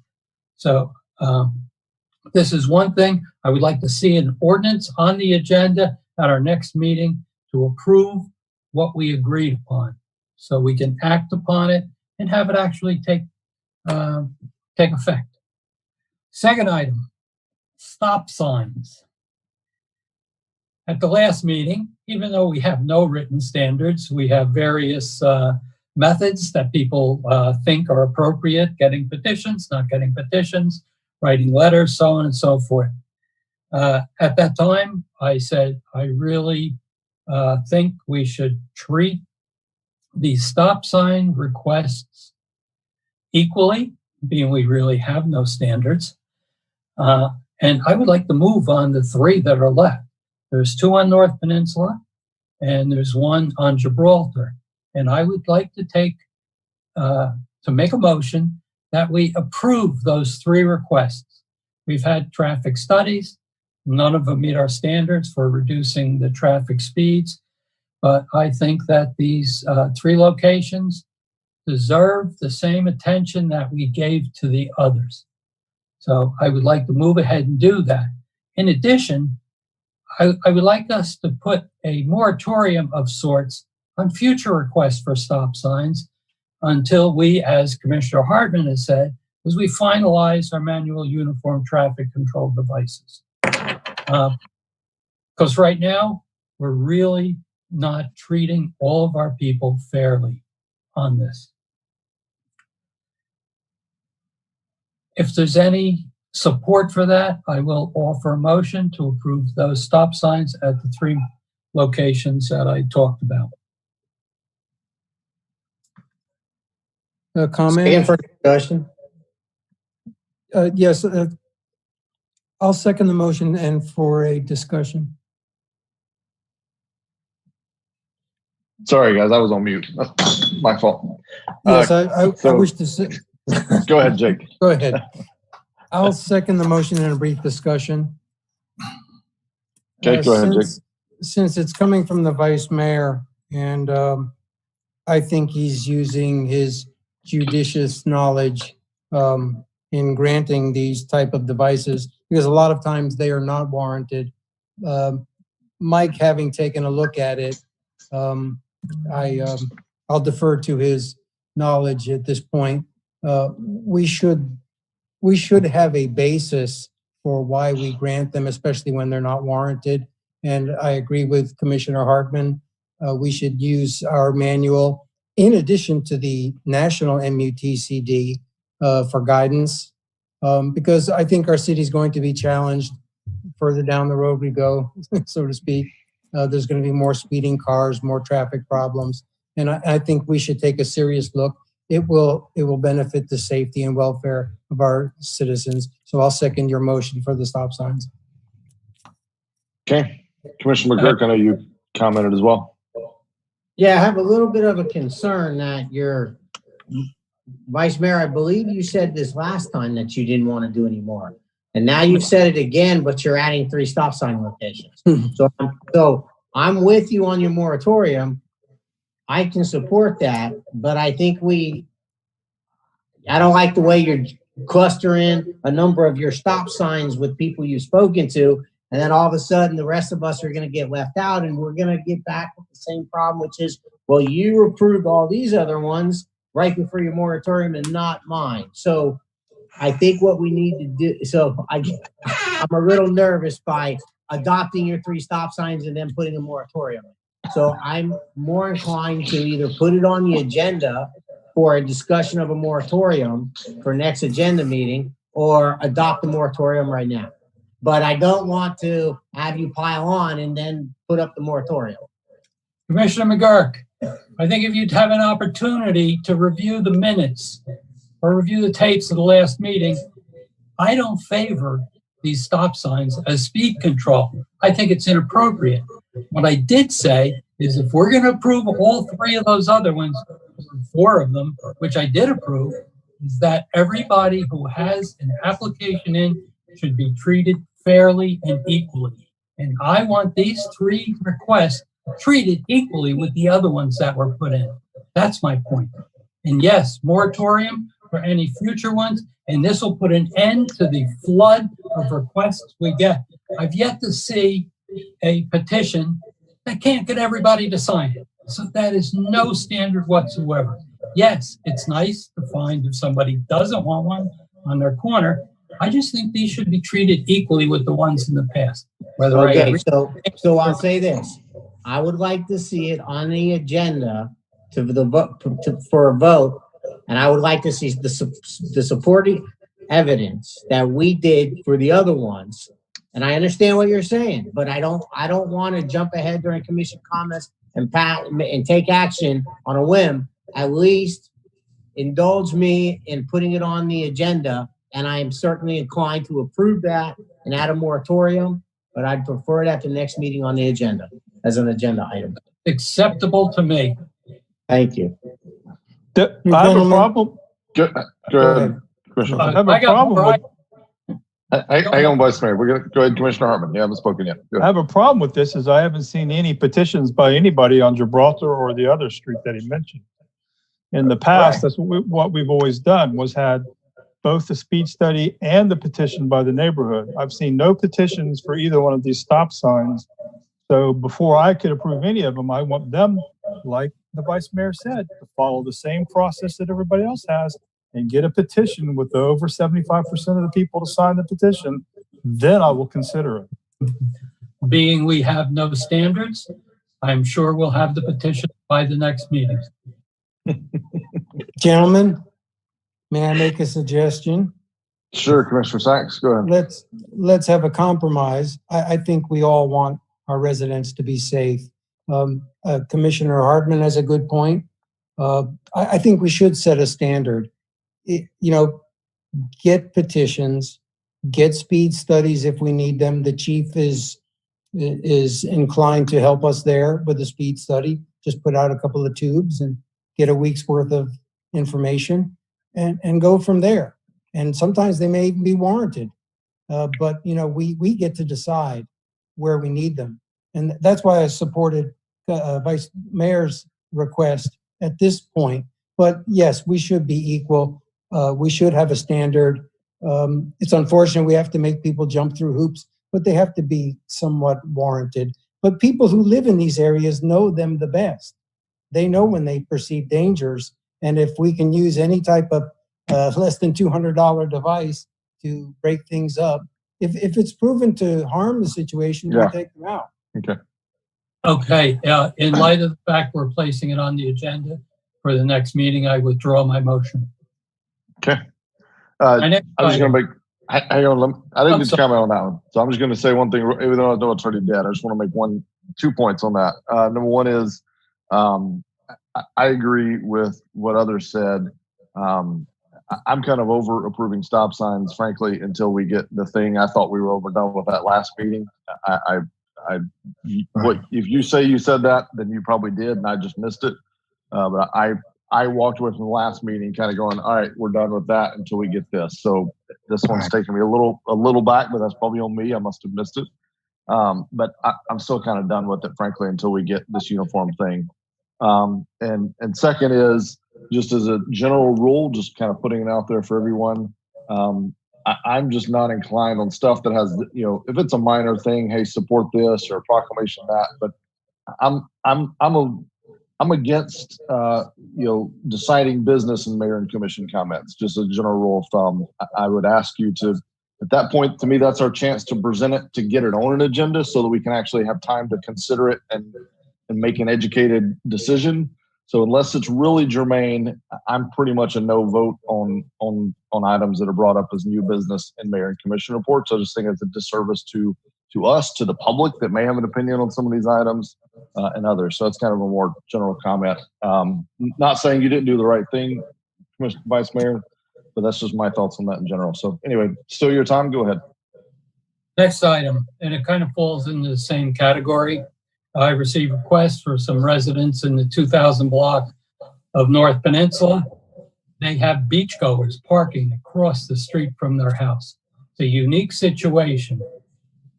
There is a development, it's Vista Way, where all the properties across from them are blocked off from North Peninsula by a 6-foot-high vinyl fence. They have no access to it. You go a little farther up between Ocean Drive and Minorca Beach Way, stop sign, yet there's none at this one specific location. There's no parking on the entire length of Ocean Drive. People are parking across from these people's houses. They are leaving trash. They are partying. They're having one good time. I know some photos were sent in from the neighbors to the commission. I know the police chief also took photos and submitted them to us. I hope that we have all had a chance to review them. I think what we simply have is a gap in a logical position of one section of North Peninsula, which is entirely different in its makeup, that we just put additional stop signs there. I understand your position, Mr. Mayor, of not acting on these things, and I tend to agree with you, but I know you were aware of this problem also. So I'm going to try again. I would like to make a motion that we place stop signs as what was requested in my memo in locations along North Peninsula between Ocean Drive and Minorca Beach Way, where there are no stop signs right now. Okay. I'll second the motion, Vice Mayor. Wait, there's a motion. I thought we put that on the agenda for, well, I'm not following. We put stop signs on the agenda. But So yeah, these are no parking signs on North. all right. Oh, All right, okay. So let me clarify, because Vice Mayor, I believe you were thinking no parking, but you said stop signs, because I thought I had missed something. That was I misspoke. Yeah, okay. So my no mind is parking still on the signs. stop signs, but there are no parking signs, no stop signs. Thank you, Mayor. Just no parking. I thought I had missed something, because I was like, wait a minute, I thought he was going for no parking signs, because he's talking about the fence and all that, and I knew what situation you're talking about, and then you made a motion about stop signs. I'm like, what? Where did that? So all right. For clarity, I believe if we replace in that motion the word stop signs with no parking signs, Yes. is that acceptable to the seconder of that motion? Quite acceptable, considering, yeah. We have, Acceptable. Okay. Commissioner McGurk, you have a comment? discussion. There's a long history with no parking signs in the not the North Beach. As I understood, there needed to be a criteria to put legal no parking signs in an area.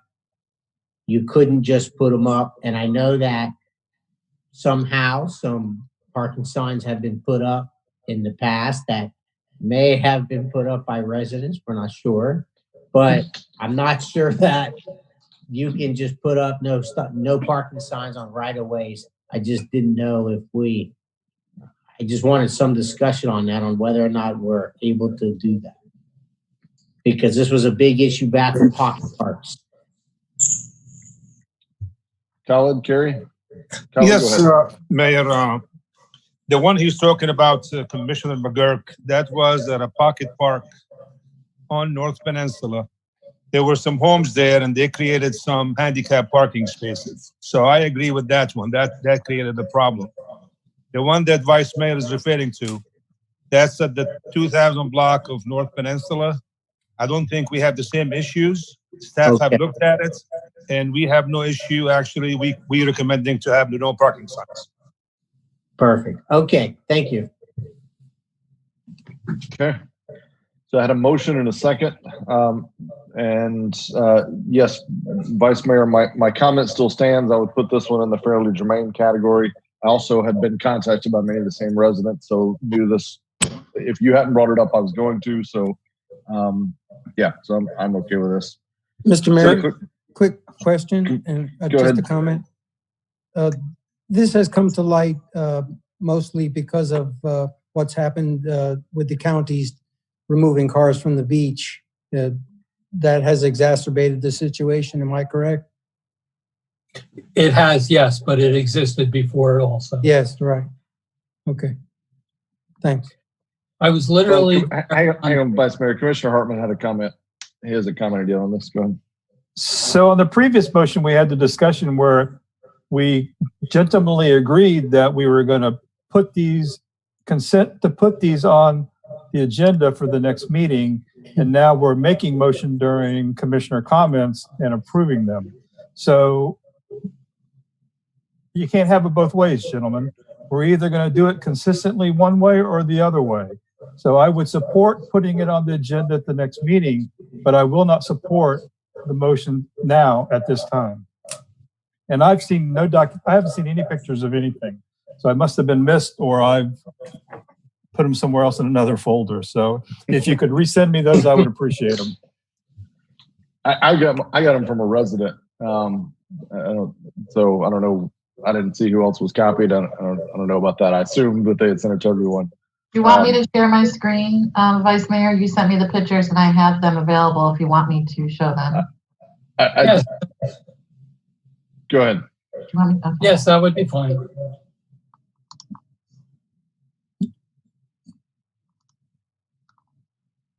So, So it still brings up the question, are we going to make motions during yeah, commission comments, or yeah, are we going to consent to put them on the next agenda to discuss? I was going So to say this on is that. Go this ahead, is a Commissioner. bigger issue of, this is a beach parking issue. And we're gonna have it all along the ocean. So this is gonna be our next stop sign issue.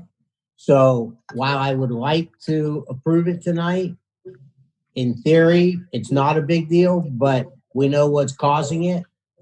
So I think that it's, I would be more inclined to put this on the agenda too. Because I think that as soon as we approve this, we're gonna have a lot more residents all along the entire beach in New Smyrna who are gonna want these no parking signs. This is a bigger issue.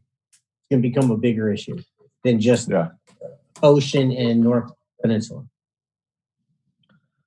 And Mr. Mayor, please. But let me just respond real quick and then I'll let you go. So Commissioner Hartman, what I was going to say is that I didn't know we had actually gotten as far as a gentleman's agreement. I just was making it clear my opinions on the, bringing items up for, major motions in mayor and commission reports, and just indicating that I, generally would not support that, even if it was something I supported. But you're right. I mean, this is if we want to set a standard, let's set a standard. So, all right, Kelly's got the pictures pulled up. Yeah, this is the one I saw from the citizen. Yeah, and that's clearly a problem, but I don't think it's isolated to just that location. No, it's not. So I think we're going to end up. Yeah. Right.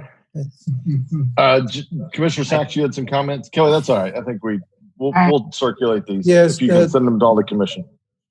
To speak to Commissioner Hartman's larger question, sometimes, it's a good point. Do we make motions under our commissioner's report?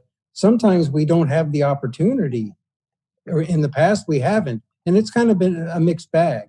So if you'd like to make a motion either way, that we do or do not make motions under commissioner's reports, it does seem like an untimely time to do it. But then again, I've had plenty of really important things that I needed to make a motion at. So if we can't get it under administrative items or new business, where do we have the opportunity? That raises the bigger question for me. And I will say, I don't, since I've been in this role, I can't think of anything that any commissioner has brought up in their mayor and commission reports and asked to be put on a future agenda that this commission has not collectively agreed to put on a future agenda. So getting something on that administrative, new business section from a commissioner it hasn't been an issue, frankly. It takes, a little prep and patience to make sure we, but anyway, so I don't think there's a concern. So the only time would be if it's just so timely that it can't wait another meeting. But there's really rarely is it that urgent. So taking all right, that Vice Mayor, back to your item. I will withdraw my motion as long as this is on our next agenda. Okay. All right. Thank you, Richard. Third item. Okay, item number 4, the boat ramps. They're raising heck in this neighborhood over here. We have no control over them whatsoever. We passed, or we made a rule it was going to be open to the fine district, which apparently proved that we had no plan to enforce that at all, to check, to see who's in the fine district and who's not in the fine district. I wish we had. On the other hand, even if we had that in there, the entire boat ramps, 2 of them, would be totally overloaded and improperly used. We did not have a social distancing problem at the boat ramp because it was low tide and people couldn't even get out to the finger piers. The people in the area are really upset with it. I'm upset with it. Our parking enforcement is doing a great job.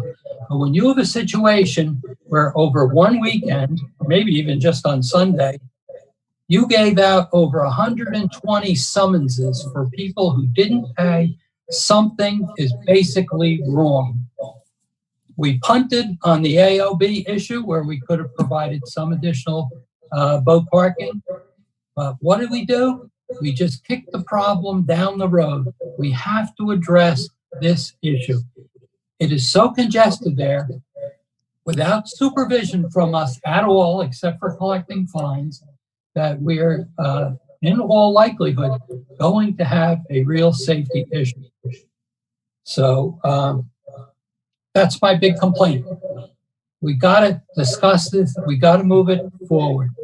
Michelle had given us a plan to review a number of months ago. We've done nothing. It's falling in line with the same thing with the loading unloading zones. We're waiting. We're not doing things. We're working. We're spinning our wheels. We're not taking action. We really have to move ahead on that. And my last comment has to do with COVID-19. This is perhaps a question to our staff. The mayor, not the mayor, the governor is apparently going to make some changes. How does that affect us? Will we have to have a meeting to go forward? I know we follow along with the county's authorization for the emergency, but there's changes coming up, and I don't know when we're going to discuss them because we're not meeting, but people are getting antsy, and we're going to have to be prepared at some point. So those are my comments. All right. So on the boat ramps, just for my clarity, the fundamental issue is that you were saying we should have expanded to use the AOB site as overflow parking, or you're concerned also with just the controls over limiting it to fine districts and the enforcement of that? The fine districts was a mistake. Nobody cared. We didn't enforce it. It was a nice try, but it didn't work. The overall problem is it's simply overloaded with people. They're all over the place. Now here's another inaction problem that's related to it. On Sunday, the sidewalk in front of Merck's was parked on by trailers and trucks. Their trailers were in the basin. They were in the recharge basin next along the side of the highway. The place is a mess. Who's going to clean that up? Where were people going to walk on the sidewalk? And why hasn't the agreement we agreed with the property owners? They have not signed it. It's not enforced, and there's no plans apparently for them to do the work.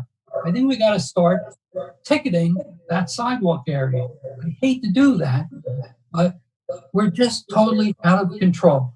They were parked on Barracuda. They were parked on Quayasisi. They're all over the place. What do we do? We're not doing anything. We have to do something. Those are my comments. Okay. Commissioner McGurk, do you have comments on that? So hold on a second. Vice Mayor, you brought up an issue, a problem, the boat ramps. What do you want to, I'm not sure I understood what you want to do, what your suggestion is on the boat ramps. My suggestion is at this point, we're coming to the end of the COVID-19 changes. Okay? There's no point in trying to enforce the fine declaration we made at this point. I don't think we have to do anything about that unless you want to send a patrol officer out there to check every boat trailer before they launch the boats. I don't even think that's appropriate. I would like to see us get back on track with the AOB site so we can either solve the problem or we can then put in some restrictions as the total number of use. Earlier in this budget year, we talked about, and Mr. Mayor, you brought it up, notification signs out on the highway for people coming from Orlando, people who get off on I-95. We should move ahead with that. Next to the racetrack gas station, we have an easement to allow us to put signs out there. We got to move ahead with some of those things. We can't, I'm all for planning, but we got to move ahead at some point and do it.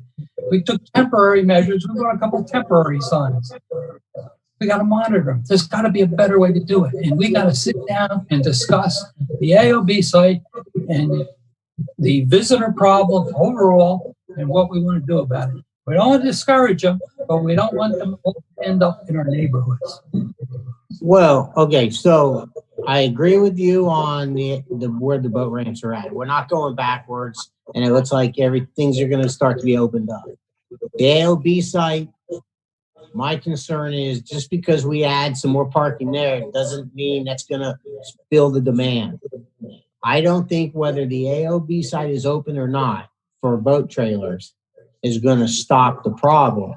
Now, if we have people parking on right-of-ways on side streets in your neighborhood, that to me is the issue.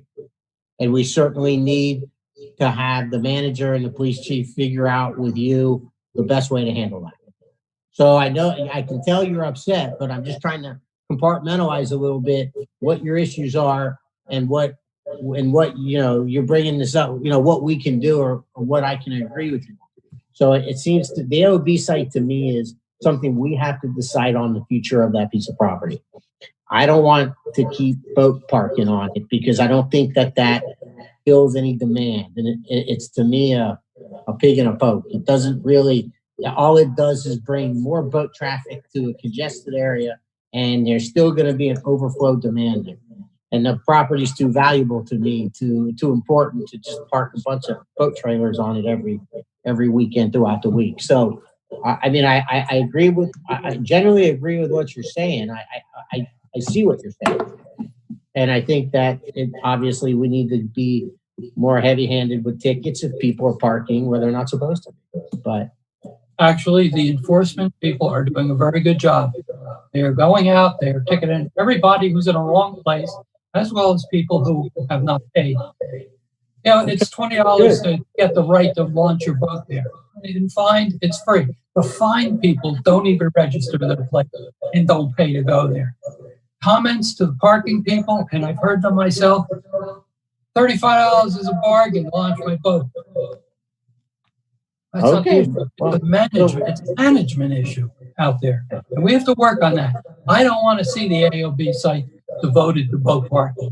I can tolerate some there, but not for most of it. We open that up. Anyway, that's my feeling on it. Well, I know that you didn't want to apply for more fine grants, but we have to do so.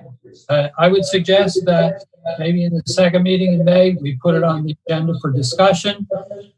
We have staff bring forth their plans that they had for that in the past. And then we talk about both the improvements to the AOB site and a management of the boat ramps. Let's get through this COVID thing. I don't want to keep stacking the agenda. We're going to have a lot of things on the agenda, so. That's why I mentioned the second meeting in May. Make it the first in June. That's fine by me. But we have to do it. That's what I'm saying. We just have to do it. All right. So good comments by Vice Mayor. I want to hit a couple things and then we'll keep going down the line. We'll come to you next, Jake. First of all, I just want to make sure we're not going to solve AOB tonight. We've brought it up many times. And so I don't want to take the rest of the meeting and every commissioner comment on their vision for AOB site because let's reserve that to the right time because it'll be wasted time tonight. I do support if chief and city manager, I'd say, especially during this time, if we can ramp up enforcement, especially if there's people not doing what they're supposed to do on the sidewalks and whatever else, do some more enforcement over there. I'm fine with that. I think part of the problem is on us. It's not on the officers doing the job. It's on us that the fine is at $35, and somebody putting a $200,000 boat in the water is not upset over a $35 fine. That's just a harsh reality of it. So I do think that is on us, and I'm agreeable to have that on a future agenda. The COVID-19 and what's coming, I'd like to just let's talk about that at a city manager report. We'll have him give us the latest, and then we'll get some comments around that. So I just don't want to get that all over the place. As far as the agreement, I appreciate you staying on top of that, and I think all of us would agree, or somebody speak if you disagree, to have staff follow up and make sure that they either execute that agreement or we go back to where it was, which is we got to enforce that sidewalk, and we don't have a choice on that. And we gave them an option. They don't take it, then we're back to where we started with. Where there's a sidewalk there that you can't park on it. So that was my understanding of where we left that, and I'd like to see that resolved as well. So thank you for bringing that back up. All right, next up is Commissioner Sachs. What are your comments? Thank you, Mr. Mayor. First, I would like to express my heartfelt thanks to our city staff, especially our first responders. I can imagine what they're going through right now. If you watch television at all, you can see the doctors in the emergency rooms. They're losing it. Can you imagine what a firefighter or a police officer, in what they see out there, what they have to face? Even our maintenance ops people are out there, and I'd like to see them provided with masks, make sure they have that. And my message for the public is to please, however you feel about this COVID situation, do it for yourselves, do it for your family, do it for your friends. Wear masks when you go into stores. Wash your hands, use sanitizers. I mean, these are easy things that we can do for each other as a society. Set all the politics and all the other garbage aside. This is for our lives. So that's that matter aside. We'll get through COVID. When you're walking through hell, just keep going. But nonetheless, Commissioner Vice Mayor Colodi brings up a good point about the AOB. We're a city of rules, a city of laws. We have to be, or else they're going to run amok. And sometimes they do. And one of the places is at the boat ramp. And that's why I had very deep concerns about social distancing there. And I still think we do. And hopefully we'll get through that COVID situation. People won't be exposed. But I think we do need to set limits. There's no infinite abundance of parking spaces at the boat ramp. And when that sign that was suggested for the road should be saying boat ramp full. Go to Port Orange. Go to River Breeze. Seek an alternate boat ramp. We can't just let people park all over our city, because that's what we're letting people do. And as far as other things, we're just getting overrun. We are a tourist city. We welcome people, but you have to lay down the law. And it's unfortunate to even have to say that, because that's our job, to assist our manager, our police chief, to help lay down the law. And it seems that as soon as we let that boat ramp open up, they just blasted it. I mean, it was overrun. Okay. And for my consideration and what I know about disease, even those trucks parked close together, if you were getting into your truck and somebody was getting out, you were too close. So we need to watch that situation very closely. And again, you need to set a limit at both of our boat ramps, at Swoops and at the AOB. And we have to watch the county and see what they're doing, because I don't know where they're at. Okay, so those are my comments. I'll reserve how I really feel, but thank you for your patience. All right. Commissioner McGurk, you're up. Thank you, Mayor. Hang on, Jake, if you'll go on mute, I think yours is the one that's kind of getting some of the feedback for me. So if you're going mute, feel free to unmute if you need to chime in. But all right, go ahead, Commissioner. All right. Well, I'm going to enjoy the discussion coming up on the COVID issue. That's a moving target. What I wanted to bring up today is I got and spoke to a few people who I believe sent you all the same emails on the homeless. And this is something that I brought up during the visioning session. And I said, it's going to hit us pretty hard. I want to put it back on everybody's radar. I want to start dealing with this issue. There are a number of factors, and with the unemployment and the economy the way it is, and the way the economy is going to get, this is going to get worse. So this is something that I don't have any specific requests tonight, other than I would like you to be thinking about it. I would like you to be reaching out to the people who are bringing it to our attention. There's a number of people who've reached out to me, not through the city commission, not to us as a group or on our webpage, just people I come across in the community and know who are experiencing problems with the homeless in places we historically have not. In downtown, we have Jay, and Jay's been around, but now there's another guy, and this is going to continue to become a problem. So we need to get ahead of this issue before it gets so bad, and then we're looking at people and saying we have no answer. So this is just something I will be meeting with during my agenda meetings and so on. I'll be talking with city staff and asking what direction the city can go in, what laws or ordinances that we can create, what we can do to be proactive with dealing with the homeless issue. Thank you. That's it. Okay. Commissioner Hartman. So I'll be brief. I just want to give a big shout out to the staff over at Babe James.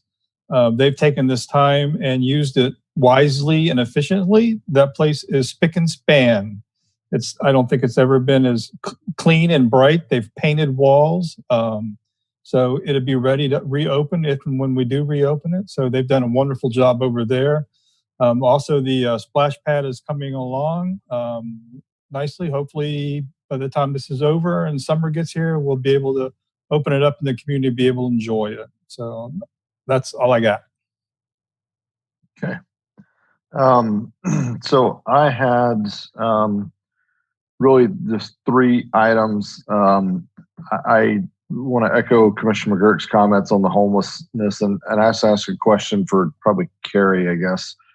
I mean, I think from when we brought it up, I mean, you guys are kind of waiting on direction from us on drafting some of those same ordinances or getting that same attorney to help us through that same process that Daytona went through. So at this point, it really is, I mean, there's a holistic strategy perhaps, but the key is, the jumping off point is just to tell you to go make that engagement and start that process. If we want to take the same route Daytona did. I believe Chief wanted us to step back and look at a more global, holistic, Okay. What do we want to do? That is just one avenue. So we are looking for direction from you all, and it's a bigger discussion than just that one thing we can do. There's first step and other things we need to talk about. But I know that Chief has, we've talked about, we're looking for direction.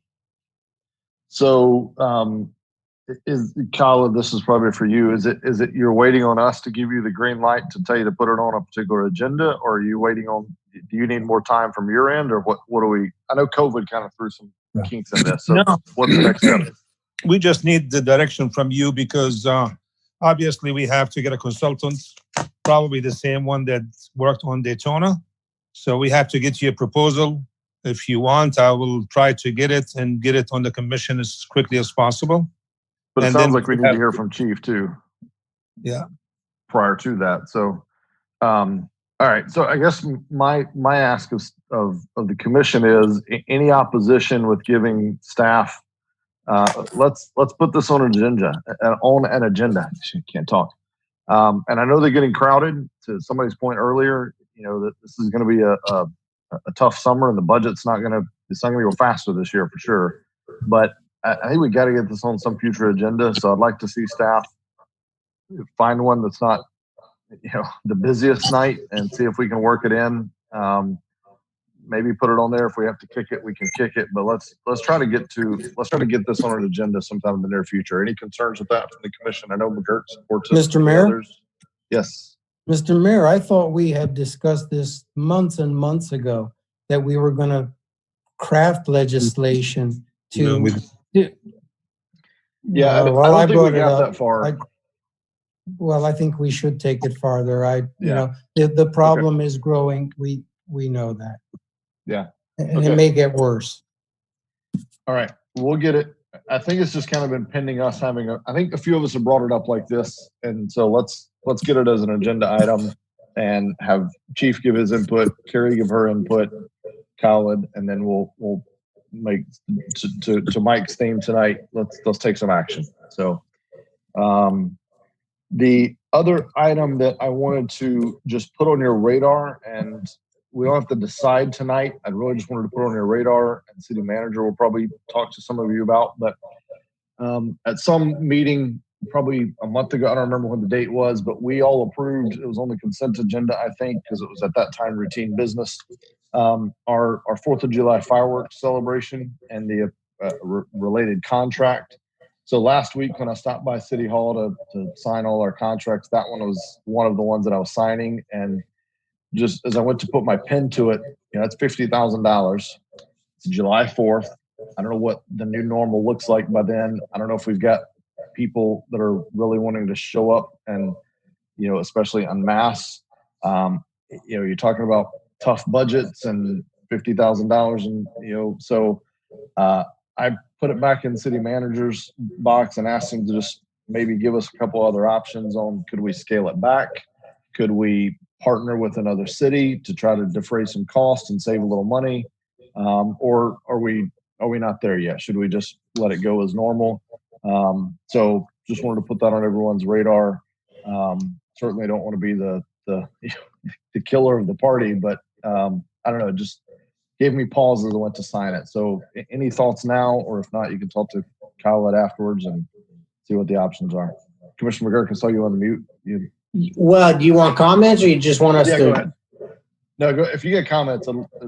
So just from a historical perspective, when the economy tanked and when I got on the commission, well after that,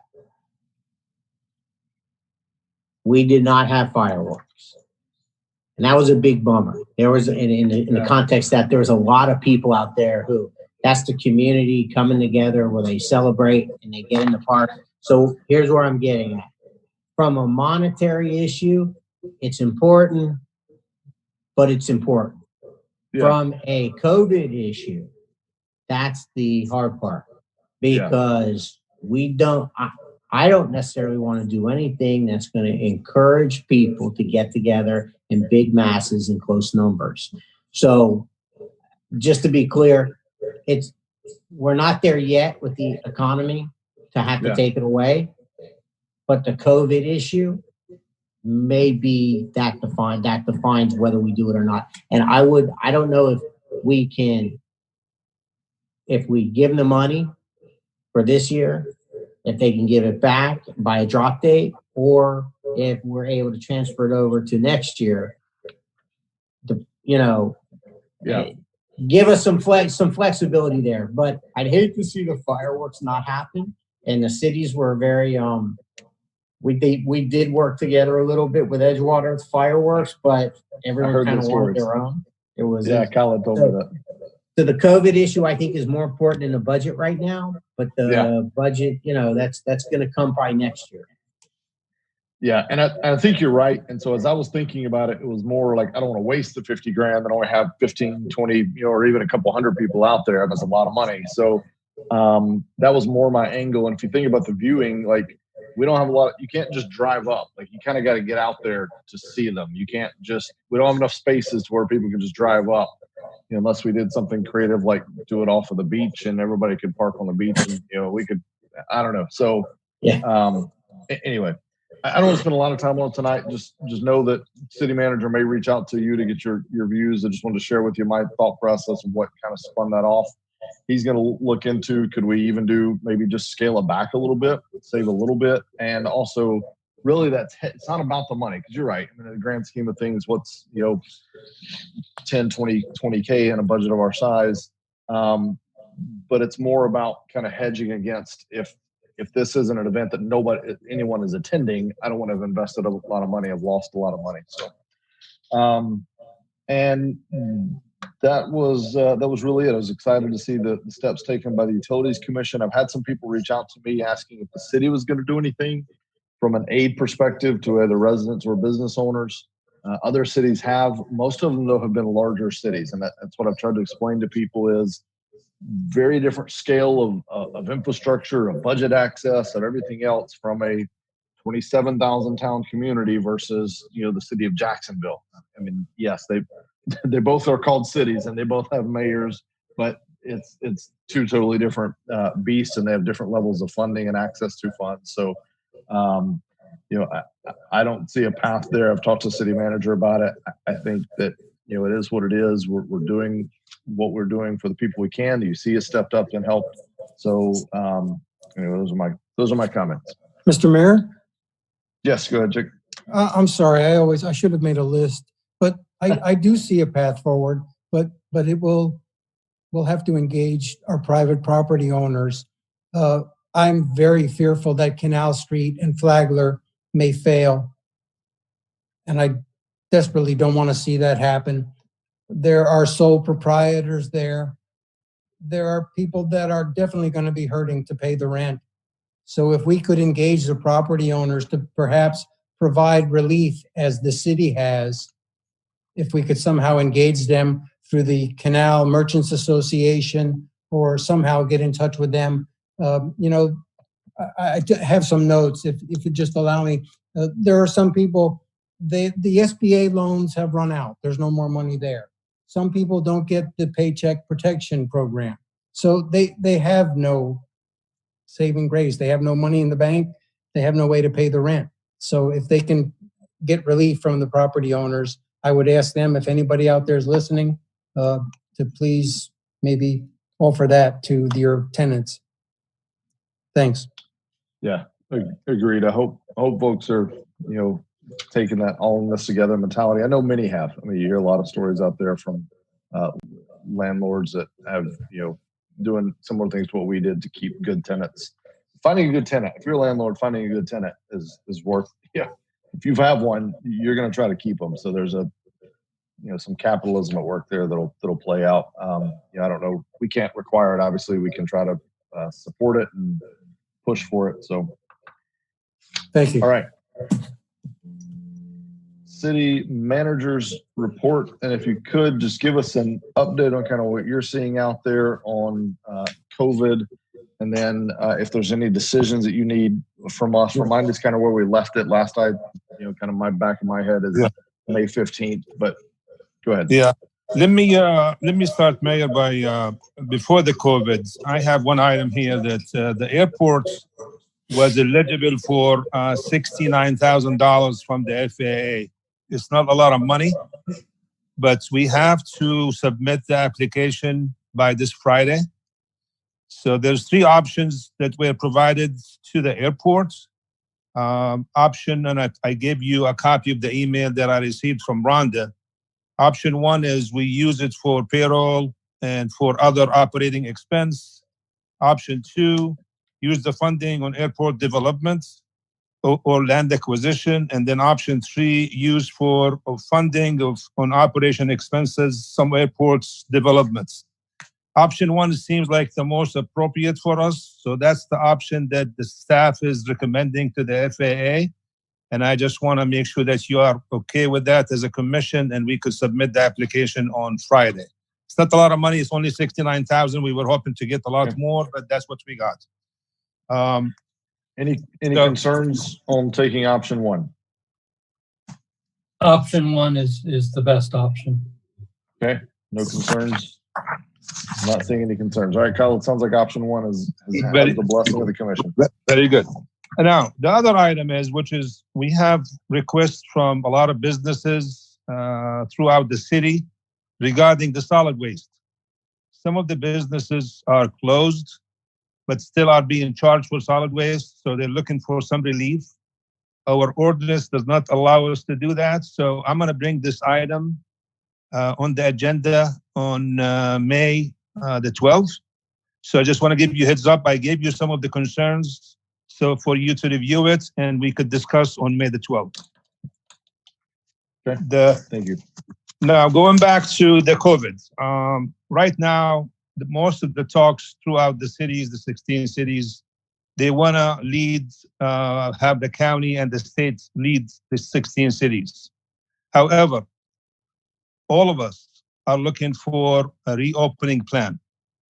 Right now, we're working on our city as a reopening plan, and that will involve 3 phases. And we will go in reverse order how we got to this point. So phase 1, basically, we'll stop bringing back our employees back to the workplace, not having the public, but just the employees.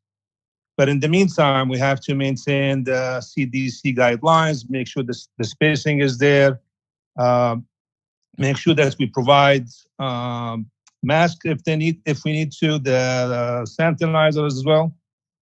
If we don't have the space in some of these areas, we will rotate them, have them work from home, some of them. And also we have to take into consideration the schools. Some of our employees, they still have young kids in school, and school, as you know, it's still closed, and some of the daycares are closed. So we're working with these employees as well.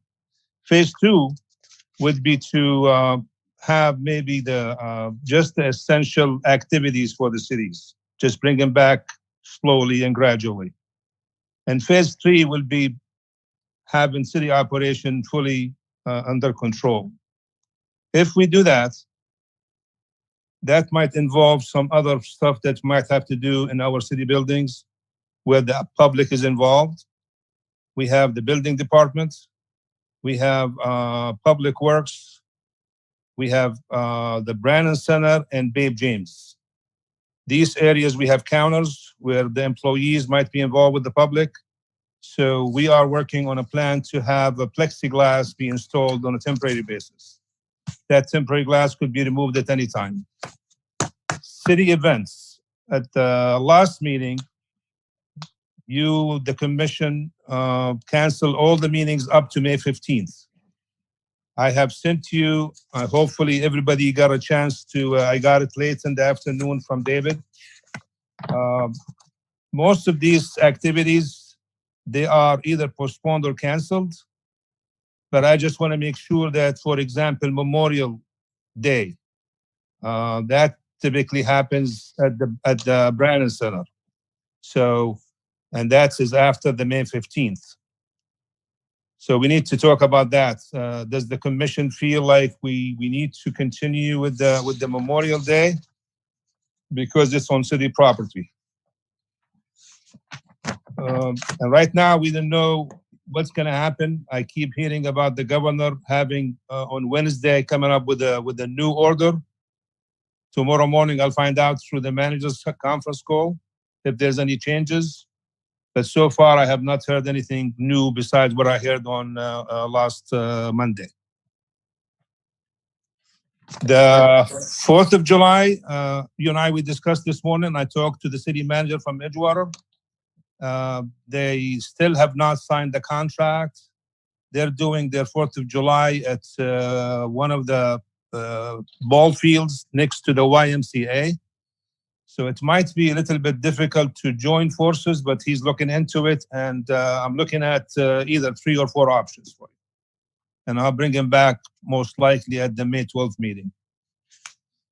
The budget is actually a moving target right now, but as a commission, the budget will be delivered to you on the end of June, and then you will have the whole month of July to review the budgets.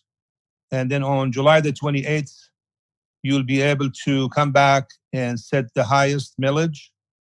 And then most likely we will either have 1 or 2 workshops in August, and then coming back in September, have the first public hearing and the second public hearing to adopt the budget. We formed a mini budget committee. We had our kickoff meeting last week. We're meeting this coming Monday as well. We're looking at different options. Nothing off the table at this point. So we'll be submitting the budget to you, and then we'll see what happened after your review and coming back to us with your recommendation.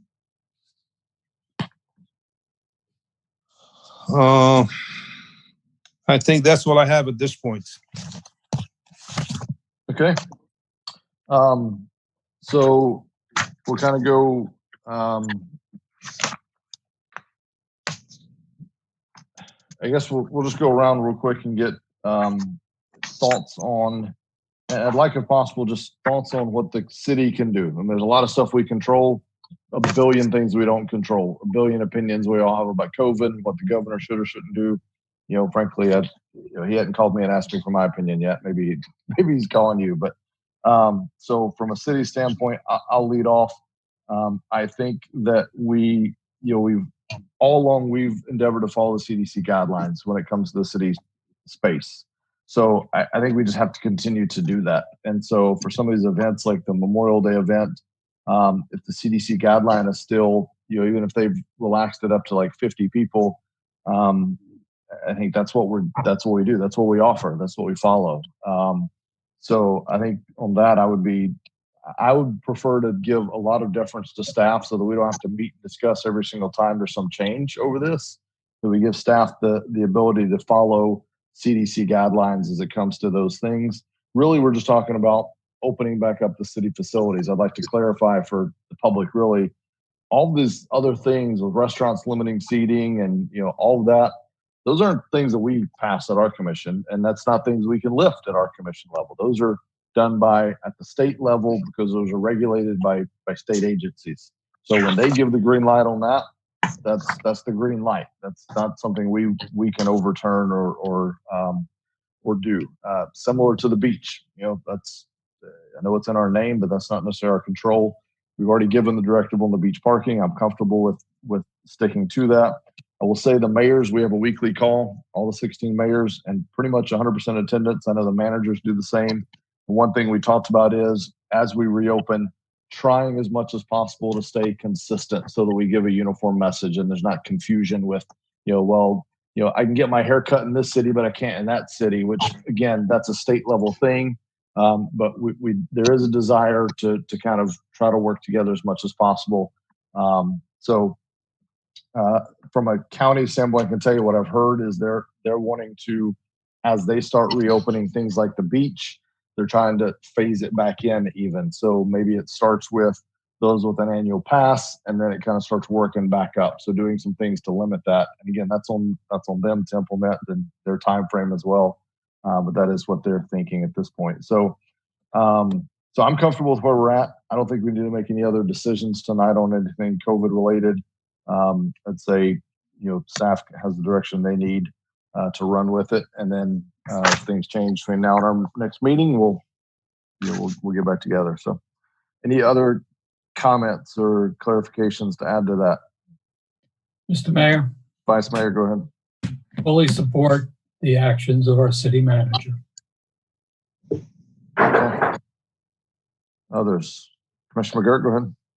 Yeah, I think you hit the nail on the head on everything. What I would add is, I think we can move. I would be comfortable if we ended up doing a Memorial Day to move it outside. So we used to do them outside all the time. Then we moved into Brandon Center. It was great. And I still like that for the long-term future. But if we do something, I think we should move it back outside so people can have their space. And the other thing we can do is we can possibly honor both Memorial and Veterans Day at the same time. If we have to, we can do something that acknowledges both during the Veterans Day celebration. And if need be, something like us and you can lead off with the commission, standing far apart, and you can give some kind of basic speech for Memorial Day if CDC guidelines are basically as in place. But we can do something to honor Memorial Day. Sure. And but I think the key of what I'm saying is I think we should move it outside if we're able to have some kind of gathering. That's it. If we can move it somewhere shady outside, though. I've heard. Good. I've been blessed. I've only done the ones that were indoors, but I've heard tale of the ones that were out in the sun, and I want to pass out in the middle of the speech. Well, no pressure. It just means you have to give an amazing speech in a very short period of time. 30 seconds, yeah. but seriously, some kind of maybe abbreviated outdoor or something. And I certainly agree. No matter what, we do something to honor them, even if it's that we get together and pre-record some video. But if you think about the demographic that would show up to that event, certainly a high-risk demographic that we normally see in the audience. So you don't absolutely getting 200 of them together makes me nervous because those are our treasured heroes. Other comments on COVID-related items? Vice Mayor, you spoke. Commissioner McGirt, any other commissioners, anything to add? Seeing none. All right. City clerk's reports. Just one thing, I wanted to announce that there's a vacancy on the UC NSC board. And I plan to schedule that item for the May 26th City Commission meeting. Reason being is that I have to publish the agenda by next week. And I don't want to collect the applications in haste if you have them in by the 12th. I spoke with Debbie at the UC and she said that they would be fine with a quorum if we were to do it that way to allow for more time. But they did have somebody announce their resignation last night at their meeting. Yeah, that's Commissioner Lee Griffith announced his resignation. That'll be, so we'll be appointing someone to fill the remainder of his term, which I think is only a year, right? I believe so, yes. They would be filling his position. Yeah. I agree. Let's put it out. We want to get good applicants. So let's put it out. And even then, if we don't have enough, we even punt it again. But yeah, I'd say let's punt it out. Okay, that's all I have. No one's jumping in to contest that concept. City Attorney, anything? No report. All right. With that, I did want to ask one thing. I'm sorry, I forgot. I was going to bring it up in the COVID section. For our next meeting, so May 15th, if the CDC has changed their guidelines at all, do we want to try to do like we did our last in-person meeting where we, spread out on the dais, have staff in the audience, have the public spread out or outside, or do we just want to do another virtual meeting? We'll just go down the line. Vice Mayor, what's your pleasure? Quick thoughts. As much as I detest these meetings, I would certainly think we should still do it this way. Okay, got one for virtual. Commissioner Sachs, you're next up. You're on mute. Sorry. Still on mute. Hang on. There you go. I'm sorry. That's right. Through an abundance of caution, one more virtual. Okay. Commissioner McGirt. Virtual. Virtual. All right. Commissioner Hartman, you and I don't I'm in. vote, I guess. Yeah. All right. I was actually, look, hey, let it be known for the record, and staff's going to test. I was going to push for an in-person meeting.